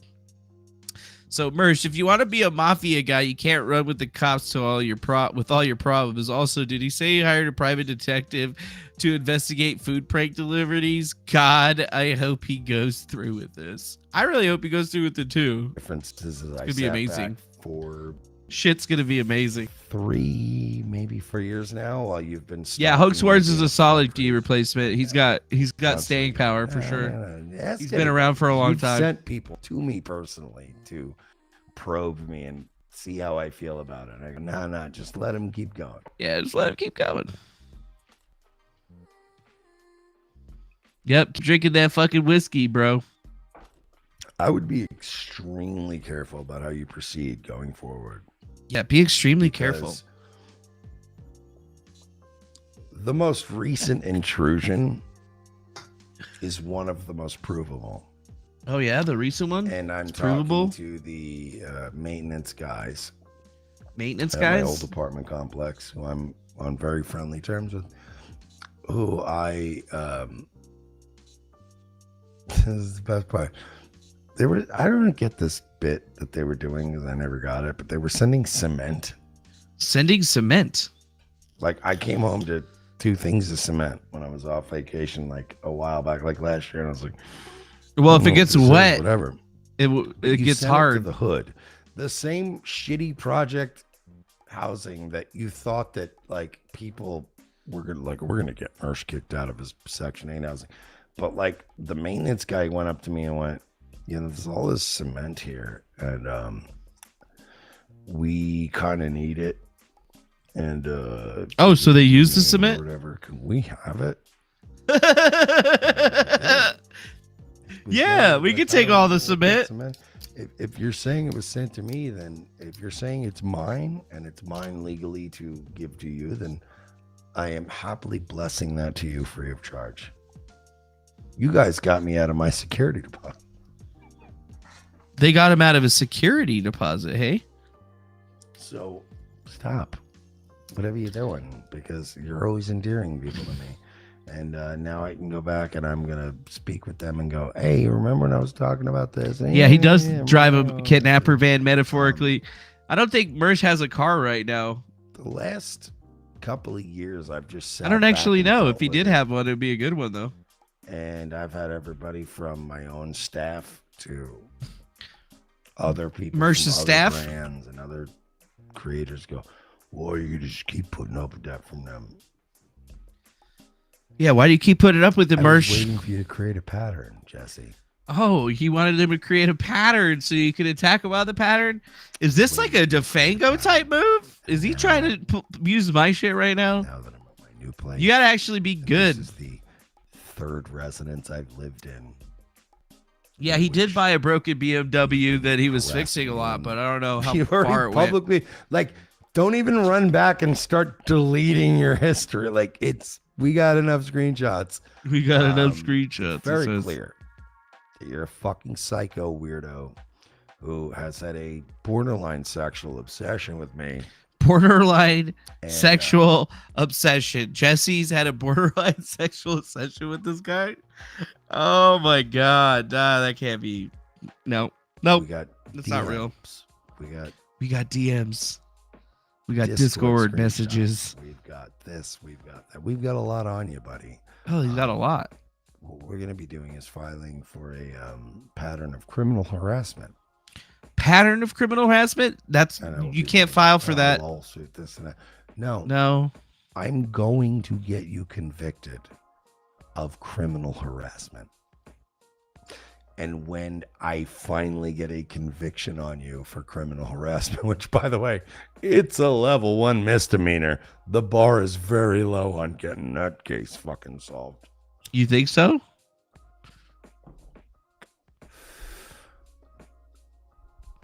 Once the criminal case is concluded, the civil case will come next. And I also have the clips of you and your dad.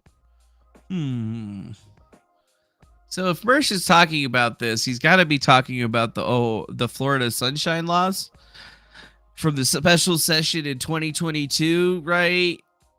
For assault, battery, stalking, negligence, as used in the section, the term harass, blah, blah, blah. This is what he's talking about, but specifically subsection D. But I guess we could just have it read all of it. It's probably going to fucking sound stupid. As used in this section, the term A. Harass means to engage in a course of conduct directed at a specific person which causes substantial emotional distress to that person and serves no legitimate purpose. B. Course of conduct means a pattern of conduct composed of a series of acts over a period of time, however short, which evidences a continuity of purpose. The term does not include constitutionally protected activity such as picketing or other organized protests. Organized protest, huh?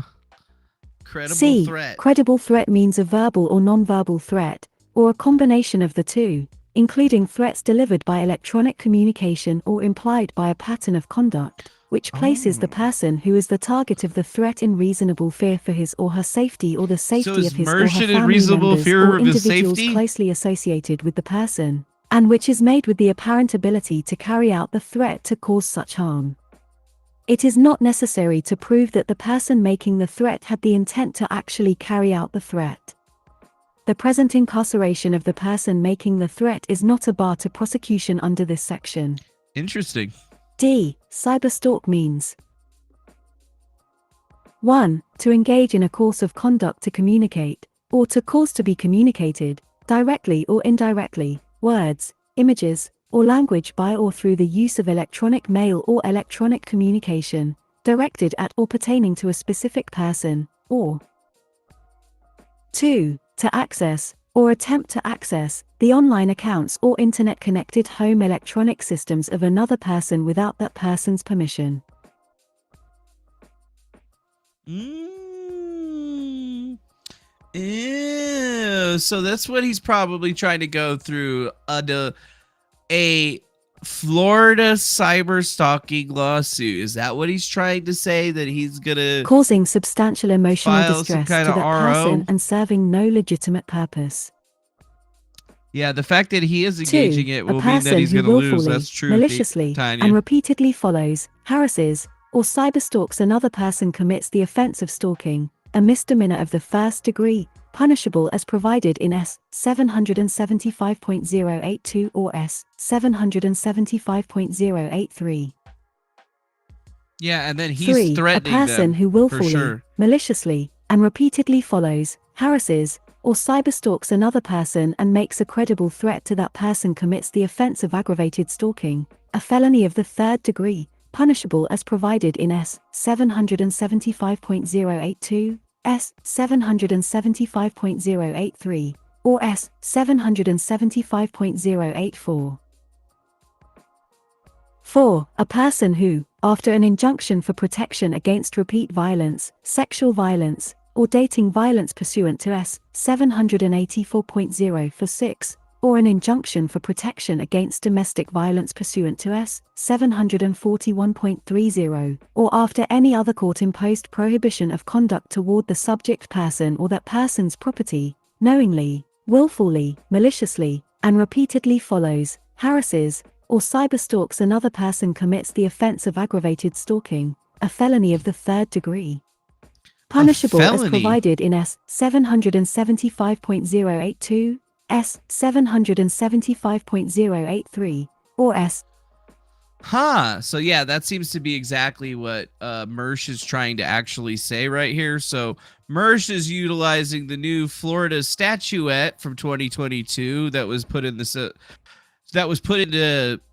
power not that long ago, that basically says that he's looking to go after him legally, but he's making a bunch of wild, stupid claims that don't actually make any sense, because if this is exactly what he's talking about, which it must be because he literally mentioned misdemeanor in the first degree, right?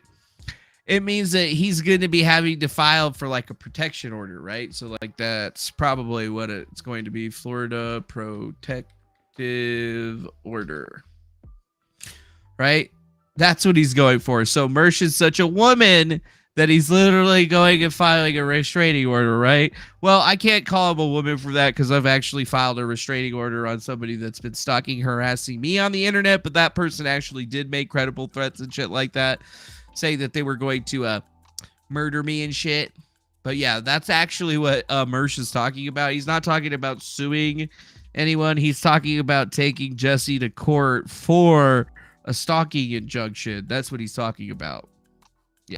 So he's gonna have to assemble all of that paperwork that he claims to have, and then basically take it to a judge and have the judge sign off on it, where then he gets to serve this on Jesse as like a temporary restraining order, where it's like 30 days and Jesse can't talk about him. And then after the 30 days are up, basically, or just before it's up, they'll have a court date that'll probably be held over Zoom, where Mersh pleads his case to the court, and the reasoning as to why he needs a stalking protection order against Jesse, and then Jesse gets to present his case on why he shouldn't have it, and then the judge makes a decision on that.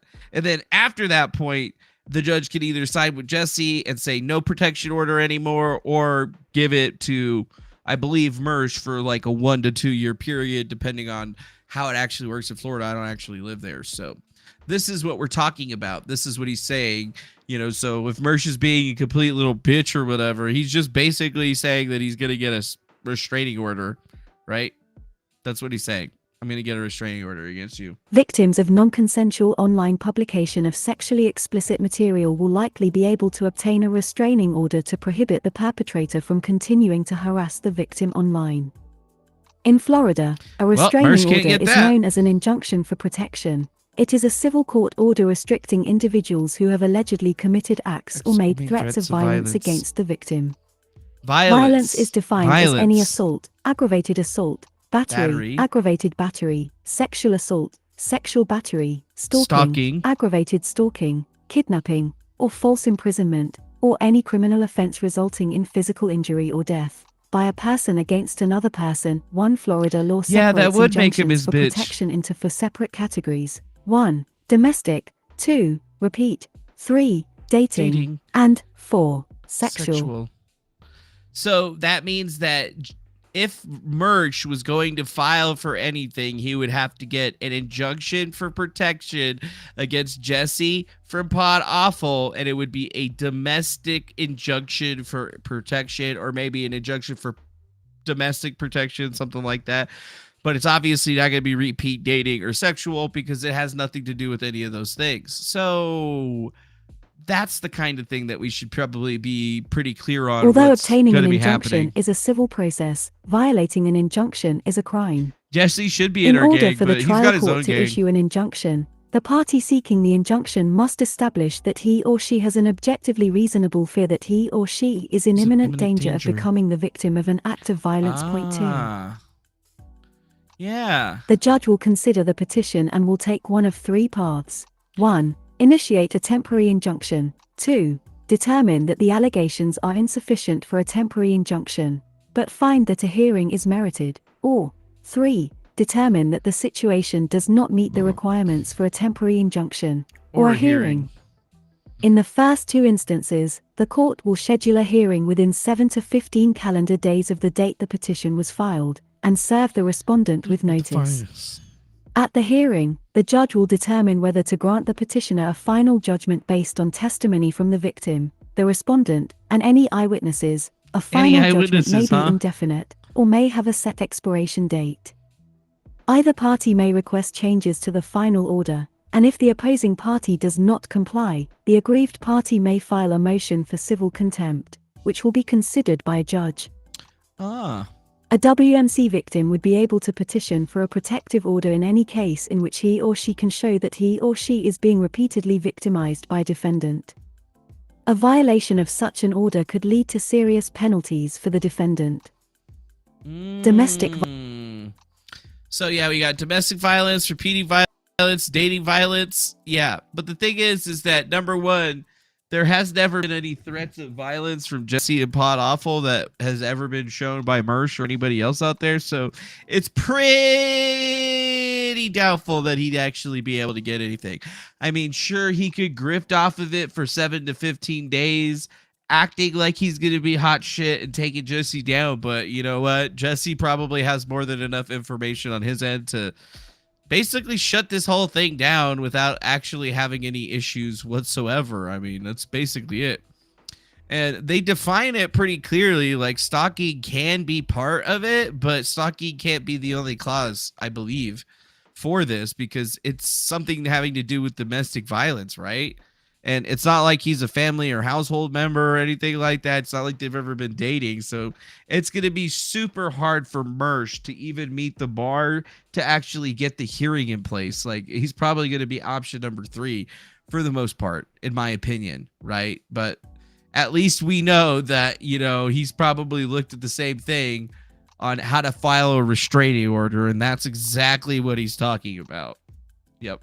But there haven't been any threats of violence, right? So cement and sneakers are basically the closest that he's gotten to threats of violence, but no rope, you know?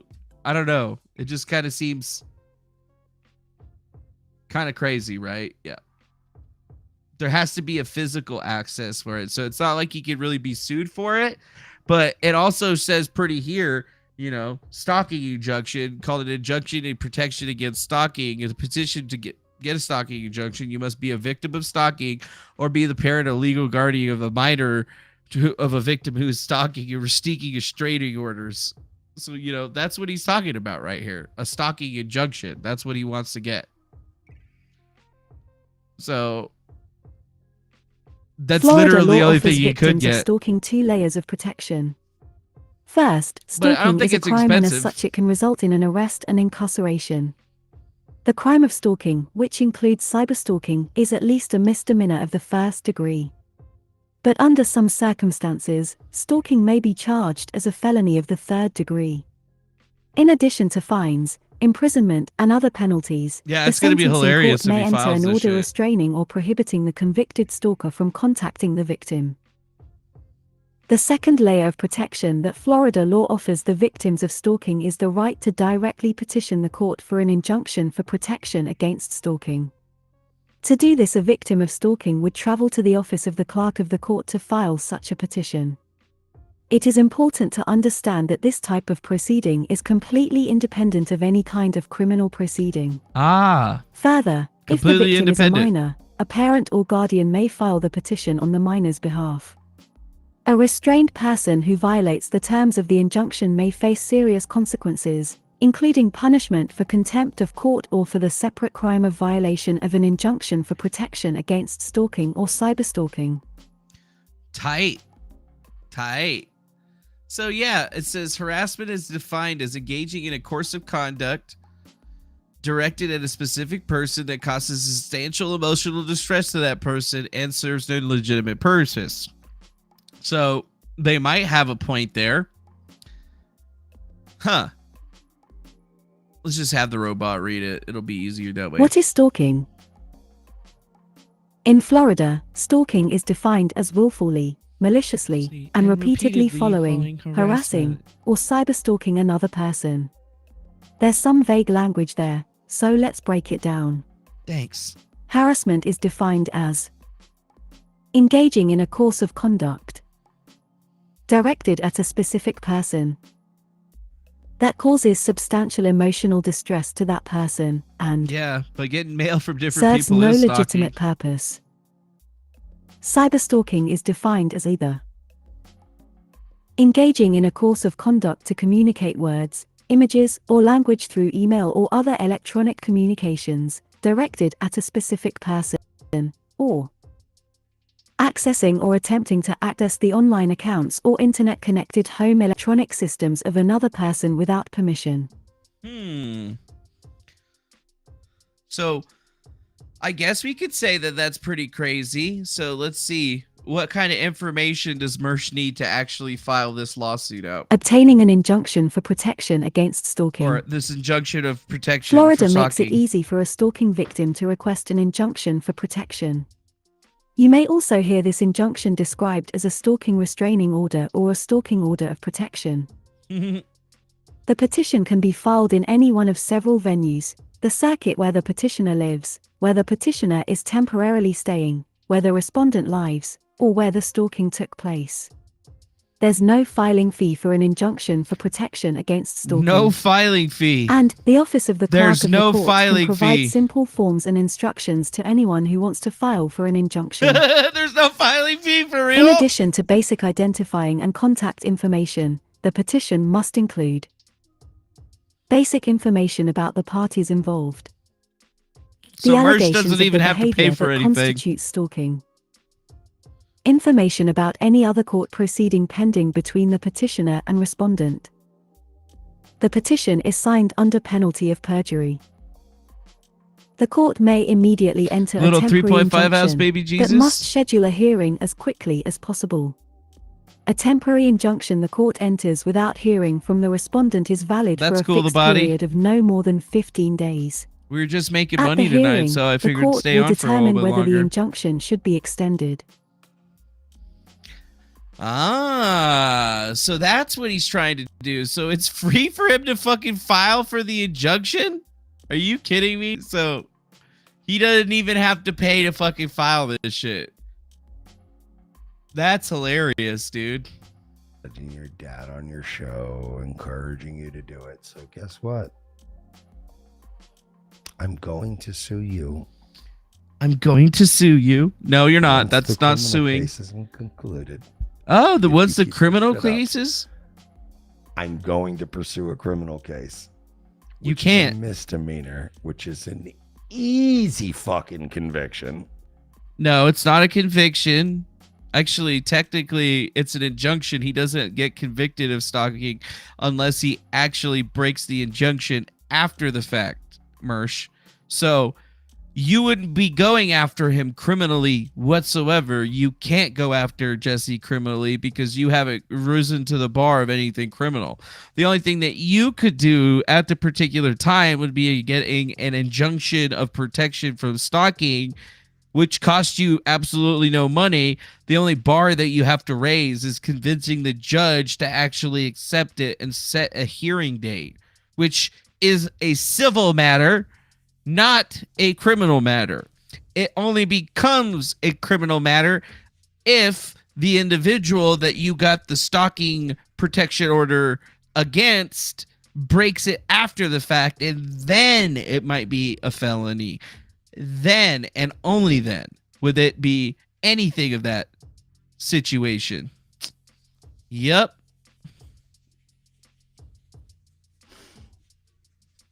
Then I'm going to take it to civil court. And then you're going to I'm take gonna it to play civil all the court. Clips of you and your old ass dad encouraging you in your dreams while he funded you because you ain't funding yourself. Then we'll go to discovery. And then we're going to go to financials. We're going to figure out financials. Now, I have no problem going to discovery and going to financials. I've just been in a 3-year IRS audit, which I have a feeling you faggots were behind as well. So I've already done my due diligence. So I'm just going to be photocopying the same records I already had to pull.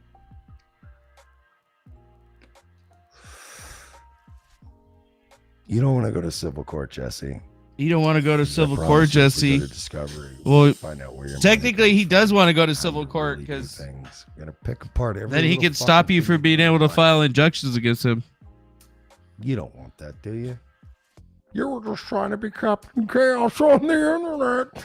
I had a fucking tube in my dick, and Maddox didn't love me back enough. You gotta let go of these daddy issues. I never was your daddy. I never let you down. You have no reason to be this fucking obsessed with me. But if we want to start going to Discovery and playing that game, that's fine. I already have your fan, by the way, that Merch doesn't know what he's was talking fucking about. with my shit when you were sending shit out here recently. I got her on tape. It's a female, and I got her dumb face on tape from my fucking cameras. We already have everything archived. I already have an attorney on it. I already have a private detective on it. I already have the cops on it. So he got an attorney, he got a keep it up all you want, detective, he got a but cop. all the and by the way, all the shit while you're watching this, you start panic deleting. It's fine. It doesn't matter. I don't think Nothing he panic is deleted anything. forever. Damn, Mersh really thinks that he's like going on this one. I'm definitely gonna follow this little suit. This will end worse for you than it's ever gonna end for me.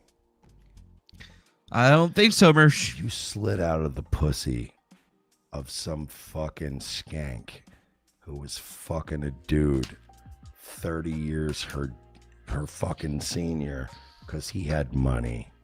Because he had money. And you have some fucking Alzheimer's fucking infested, retarded old man, geriatric father with money. Wow. He really doesn't like him. Live your dream. A pie costs $2,000 a week and he doesn't have a pie. I know the story, pal. The problem is that you've also committed a couple of crimes. Yeah, he's also allegedly committed a couple of crimes. So that's what we're at with the Mersh lawsuit. Basically, yeah, he's saying that he's going to be going after filing him a lawsuit for criminal harassment. But that's not what it goes for. He's actually going to be filing a stalking injunction. That's what he's going to be doing. Obtaining an injunction for protection against stalking in Florida. That's what he's going to do.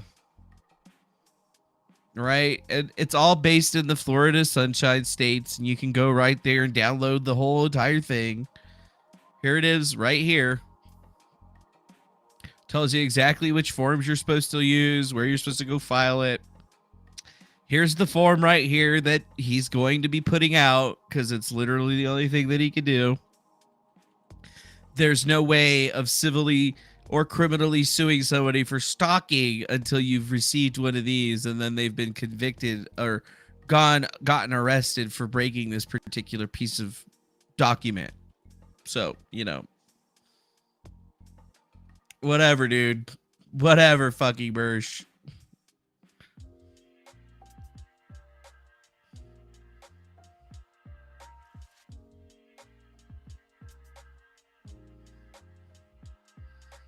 Get filing, you little bit. Go get filing, you little bitch. That's what I gotta say. Go get filing, you little bitch. Wow. Can you even do this? Does anybody know why the dude sent shoes and cement? No idea why the people sent shoes and cement. I still don't even know if that's real. All I heard is that he sent cement. I never heard that they sent shoes.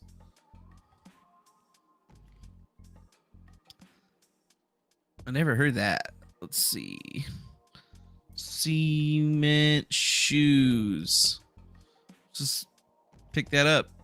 Brutal carjacking 51. Oh wait, I should probably say cement shoes Mersh. Cement Mersh. No results found. So yeah, there's nothing on here that says anything about cement. And it looks like the old Ricada thread is basically tapped out, done. I know there's other stuff in here that's actually pretty big. March 7th, 2019. Complaint against Ricada Law. Ricada mocks you as a pro se litigant. Okay. Cool. Yeah, it doesn't look like we got anything new. Nope. Nothing new on that thread either. That's cool. That's how you do this, folks. You got to, like, you know, check out the activity. Check out what's new. Go find out what these fucking crazy bastards are looking at, too. Take a look at it, you know. Although now I'm trying to wonder, I'm like, what was that dude's name? Spectre or whatever? His ass is on here too. I don't know. Look at all these fucking likes that we got out of nowhere. Glad I'm not everybody. Well, that's good to know. I think the actual link to Steve Quest is on here from the little suit. There's actually a thread on Monograph, right? Yeah, this is the thread. Steve Quest, aka Roy Warren Marshall. Litigious behavior documented, shows signs and symptoms of schizophrenia. I'll just fucking have the thing read it. Maybe it'll actually fucking work this time. Steve Montegraph Quest is a conspiracy theorist with belligerent, litigious behavior documented since This the channel's early about 2000s. nothing. You're just supposed to send He us shows money, symptoms and then of we read your super schizophrenia, chats. That's what it's particularly about. delusions of grandeur, warning people continuously of affiliations with U.S. law enforcement agencies and secret societies. Montegraph becomes extremely aggressive when he believes he has been slighted. Being one of the first internet users, he has an expert-level understanding of online privacy, a tool used both defensively to protect himself and offensively to go after the livelihoods and businesses of his trolls. Montegraph's real identity we're out has here been a source grifting, of dude. contention for over a decade. People popularly believed he was named Dale Ellis Bennett, and have attempted to trace his activity to other Bennetts. However, in 2019, he filed a lawsuit and swore under penalty of perjury his real name was Steve Quest. In 1996, he had changed his name in the same courthouse from Roy Warren Marshall. If he changed his name to that, the papers aren't for. Yeah, the papers haven't ever been found. So finally, they've been able to update that to actually go through. But according to Monograph, from when I talked to him himself or whatever, his name is in fact Roy Warren Marshall. He changed it to Steve Quest. So basically, anything connected to Dale Ponkivine Bennett on the internet, any of that bullshit is completely just farcical in every way, shape, or form imaginable. Like, there's no truth to that particular persuasion, which is kind of like why I said to Ricada and a lot of other people that Monograph has a reason to actually, file suit because, well, there's a lot of other things. And honestly, like, I'll pull this up right here.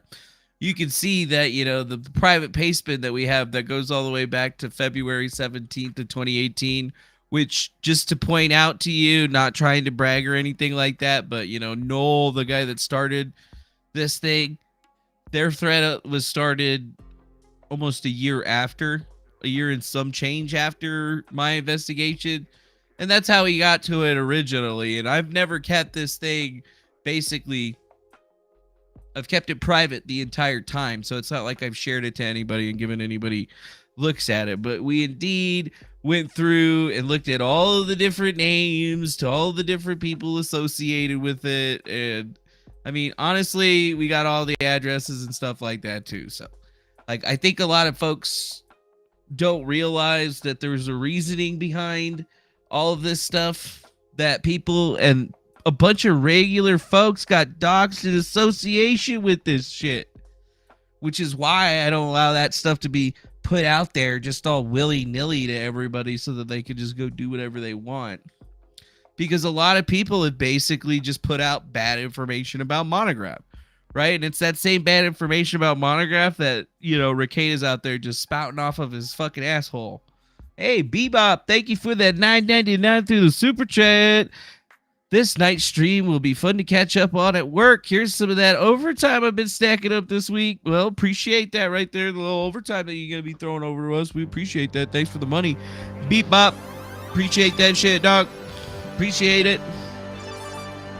Appreciate it. See, when I learned about, like, the reality of Monograph's situation is why I agreed to, like, take down the videos and stuff like that. But, people have said some pretty horrible shit about him over the years. Montegraph does skits that have earned him some ridicule. Steve has dressed up as Chris Crocker, has made out with a melon to sell it for money, and reenacted 2 girls 1 cup with chocolate and a Barbie doll. He currently spends his time on alternative social media, such as Gab, theorizing on the identity of QAnon.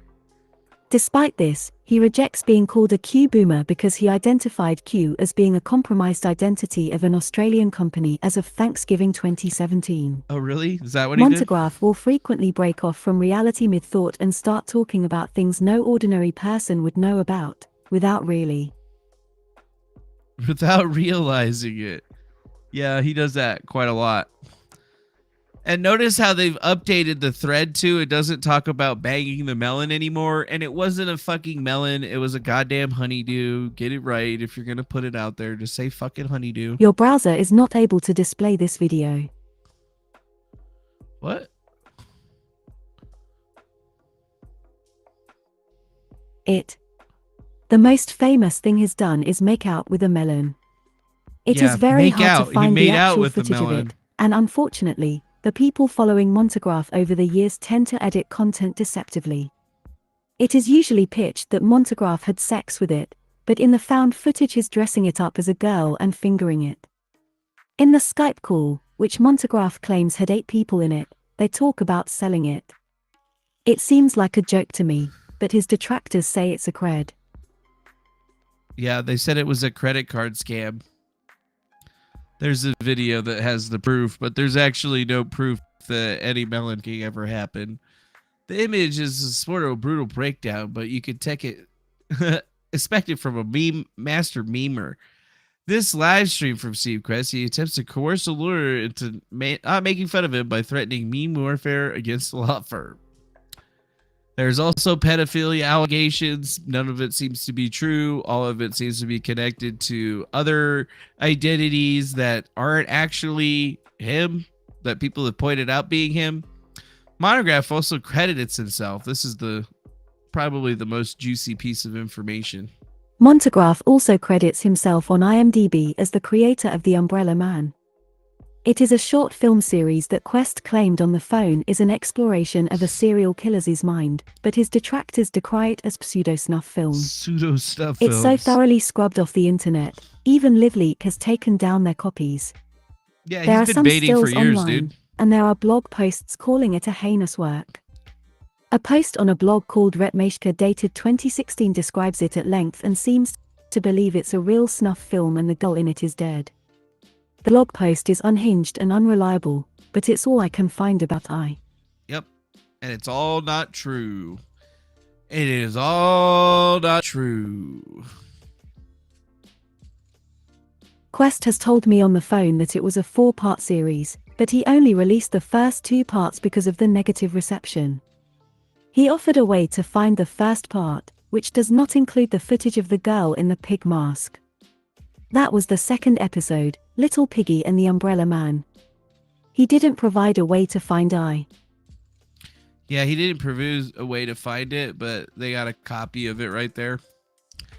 And then the last time that this guy actually sued somebody, it was Jake Morphonius. Jake Morphonius, yeah, from Blackstone Intelligence. This is the guy that actually beat Monograph, I guess. I mean, he could still technically, I think he's got just a little bit of time to sue that guy. But let's see.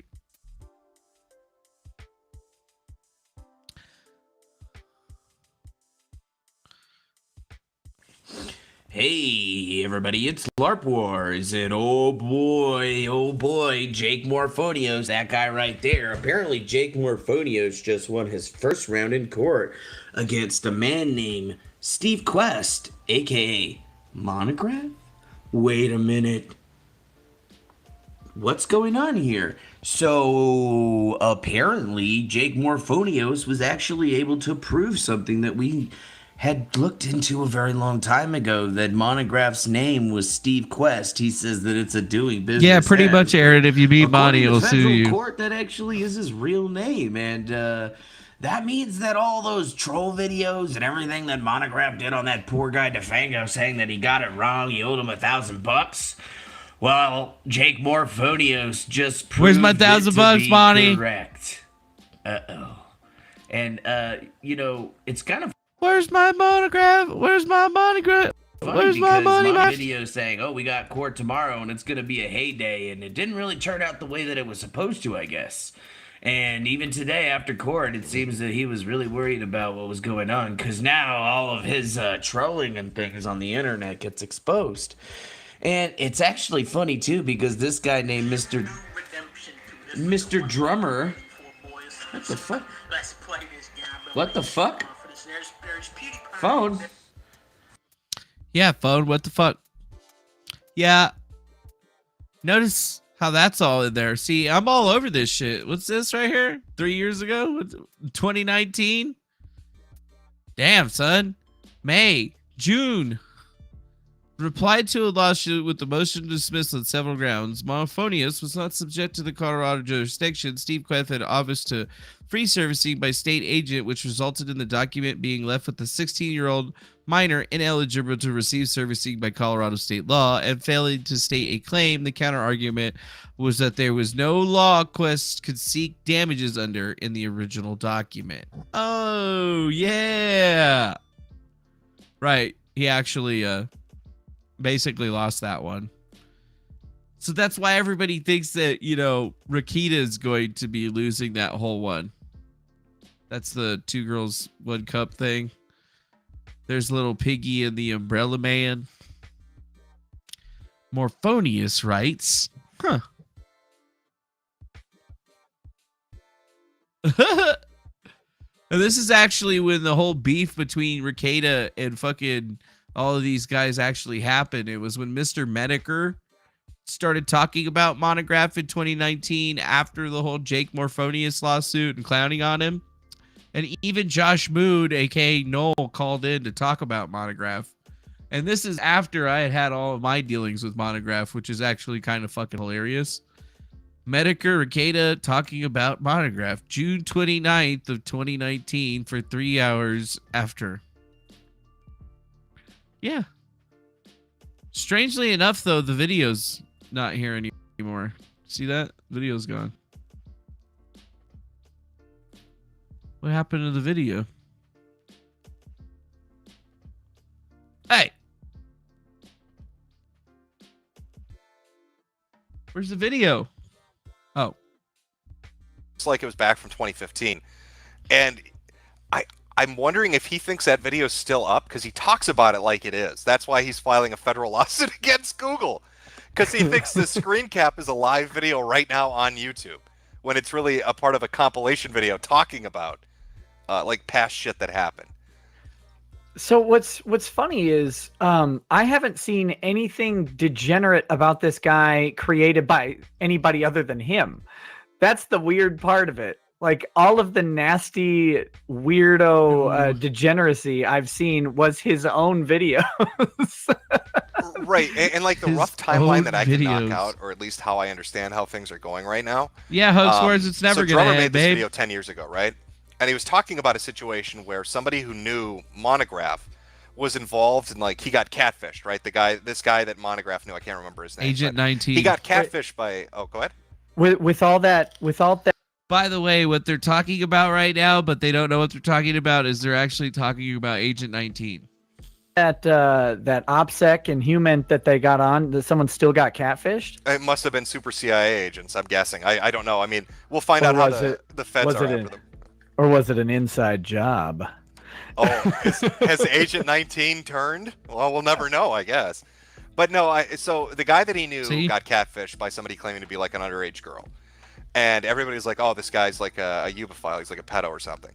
And Drummer made a video about it, talking about it. And, people at the time were saying, well, yeah, Monograph Adam is Green's defending this guy. definitely He won't throw him suspect. under the bus. Total fed. And like that starts this weird thing. That makes me wonder, if you go look up Defango extortion, there's videos up about me 4 years ago. October Reigns, which is an alias that Monograph goes by, Blackmail Extortion, Agent 931, aka Agent 19, Retribution through Public Exposure, another Agent 19, another Agent 19. There's me. But you could see that there's the goodies. 4 years ago, October Reigns. Dude, you're done. And I expect that $1,000 in my bank account, in my PayPal by the end of today. And if that $1,000 is not in my PayPal at the end of the day, more information will be released. This time it's going to be the stuff that shows you doing. And I'm in this right here, right here, and things, and doing nasty things and melons and things. Yeah, that's right. We do have fucking, we still need it. I still get that fucking video, motherfucker. Don't you fucking start that shit. Don't you start with me, motherfucker. I'll give it to fucking Rakita and the boys. You want me to do that shit? You do the fuck alone. Yeah. dude, you're done. And I expect that $1,000 in my bank account and my PayPal by the end of today. And October 27th of 2018. The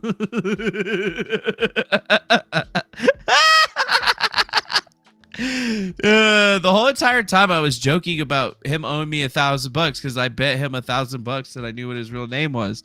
And then I sent him a list of all these names and he lied and he said no, that they're not real or whatever. But guess what? I was right the whole fucking time. Kind of weird, dude, actually. You got all these damn videos on me. Bringing QAnon. They don't have the Tromagate stuff on here anymore. I just wanted to see. Oh, look. LARP Wars Hoax Experience. Dave Acton. Defango. Hoax Wars is popping up in there. And shit. Are you kidding me? Christopher M. Trailer. Oh, look. You guys should go subscribe to my other channel. Actually, you guys should subscribe to my other channel, actually. There you go. So I can, you know, get some more fucking subscribers. Yeah. Good old hoax wars. I wonder.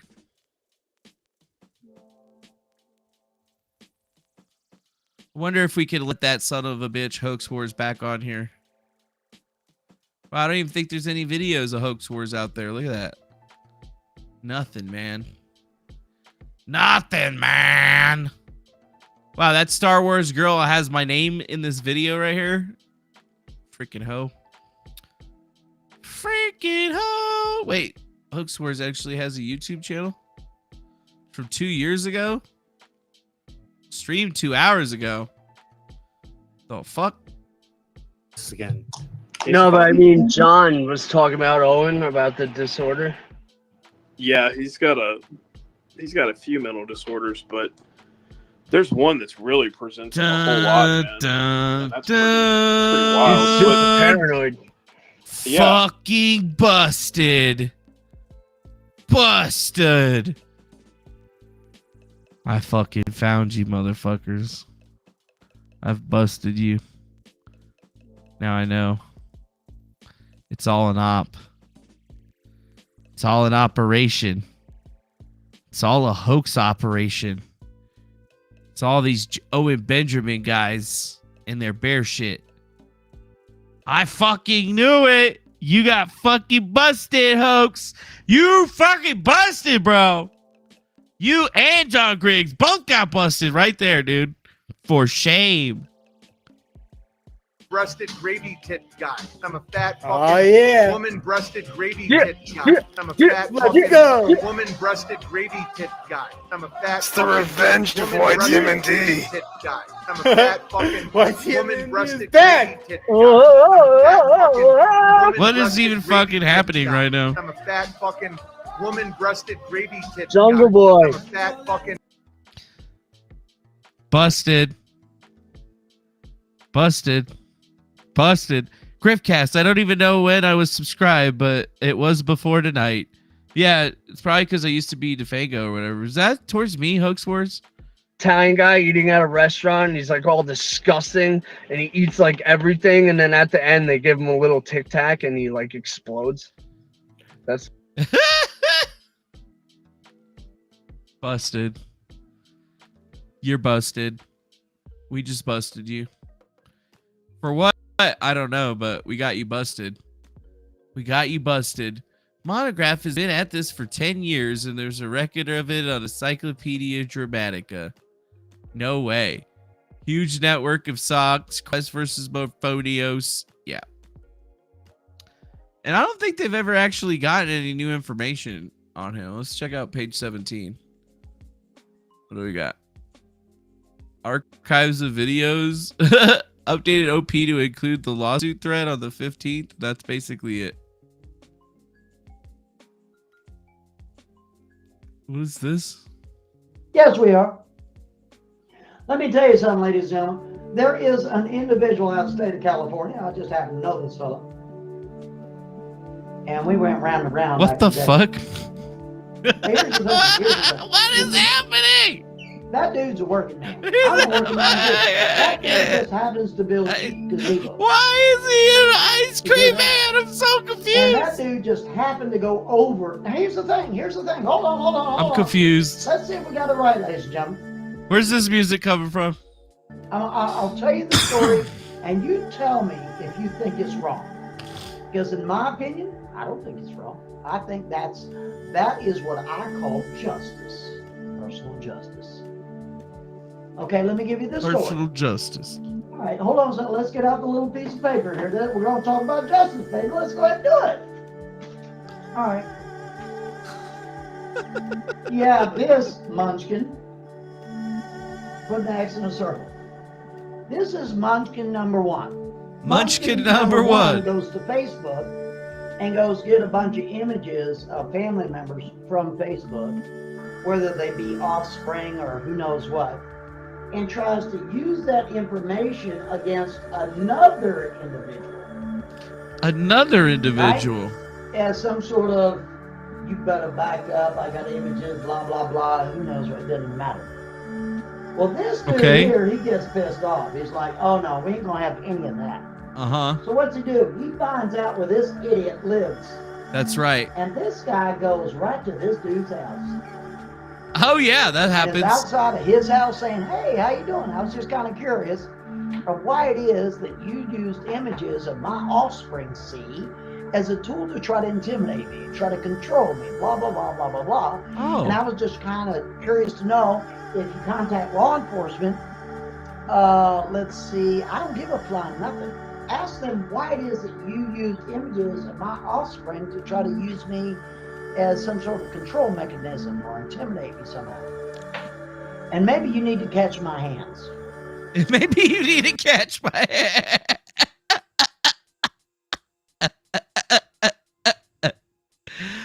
Oh, how could you hate this guy? Let me ask y'all a question. Is that wrong? Was that wrong for that person? In my opinion, it's not wrong. In my opinion, it's not wrong. That's really all they got on this thing, huh? That's all they got? That's all you guys fucking got? All right, cool. Whatever. Well, we've been at this for a couple of hours. It's coming on 4 hours, so I'm going to use this time to shut this shit down. Shut this shit down, because I have no idea what we even accomplished tonight, but I feel like we all had a pretty great time. I had a good time. You had a good time. Everybody that sent money had a good time. I think even Monograph had a good time or whatever. The only people that I don't think had a good time today are probably Divinity Said, and yeah, that's probably it. Probably just that Divinity Said person. She probably had a bad time today. She probably had just as bad as a time as that Law Nerd Clips clown. Yeah, I wonder if their Twitter account's still deactivated.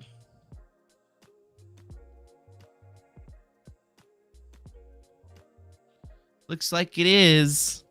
Aw, really? You changed your account name? Aw.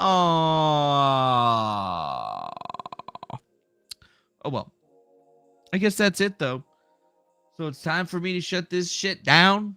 Thanks for joining us today for another episode of Griftcast. Yes, it's been a pretty great little Griftcast right here. I guess we should roll the credits, though. Yeah, we got credits in this bitch. We got credits more than other people do. Roll them credits. Roll them credits, yo. Yeah, you gotta roll them credits, though. Thanks to all the generous donations and subscriptions and all the nice chats that everybody had. Oh, yeah, J.R. Riggs, Grifty probably didn't have a good time, but who gives a shit? But for the rest of you guys, thanks a lot for all your generous donations and stuff and keeping the channel topped up on the monies. We got to keep this Griftcast going, except for, you know, how else am I supposed to pay my rent? And my car payment and all that other shit. I mean, you guys got to take out of your pockets and put it into my pocket. That's how this shit works. So much appreciated to everybody that understood the assignment, to all the rest of you. To the 31% of you that aren't subscribed and shit like that, we're looking at you. We're looking at you. But either way, time to go. Much love to you guys out there. Hopefully you have a wonderful evening, and we will see you again tomorrow. or today, later on today, whenever I get up, probably. I don't know. Probably something. Bye-bye now. Bye-bye now. We appreciate you. Have a good one. See you later. Adios. Adios, turd nuggets. Wait, what the fuck? Where'd that come from? My bad. That was for hosts.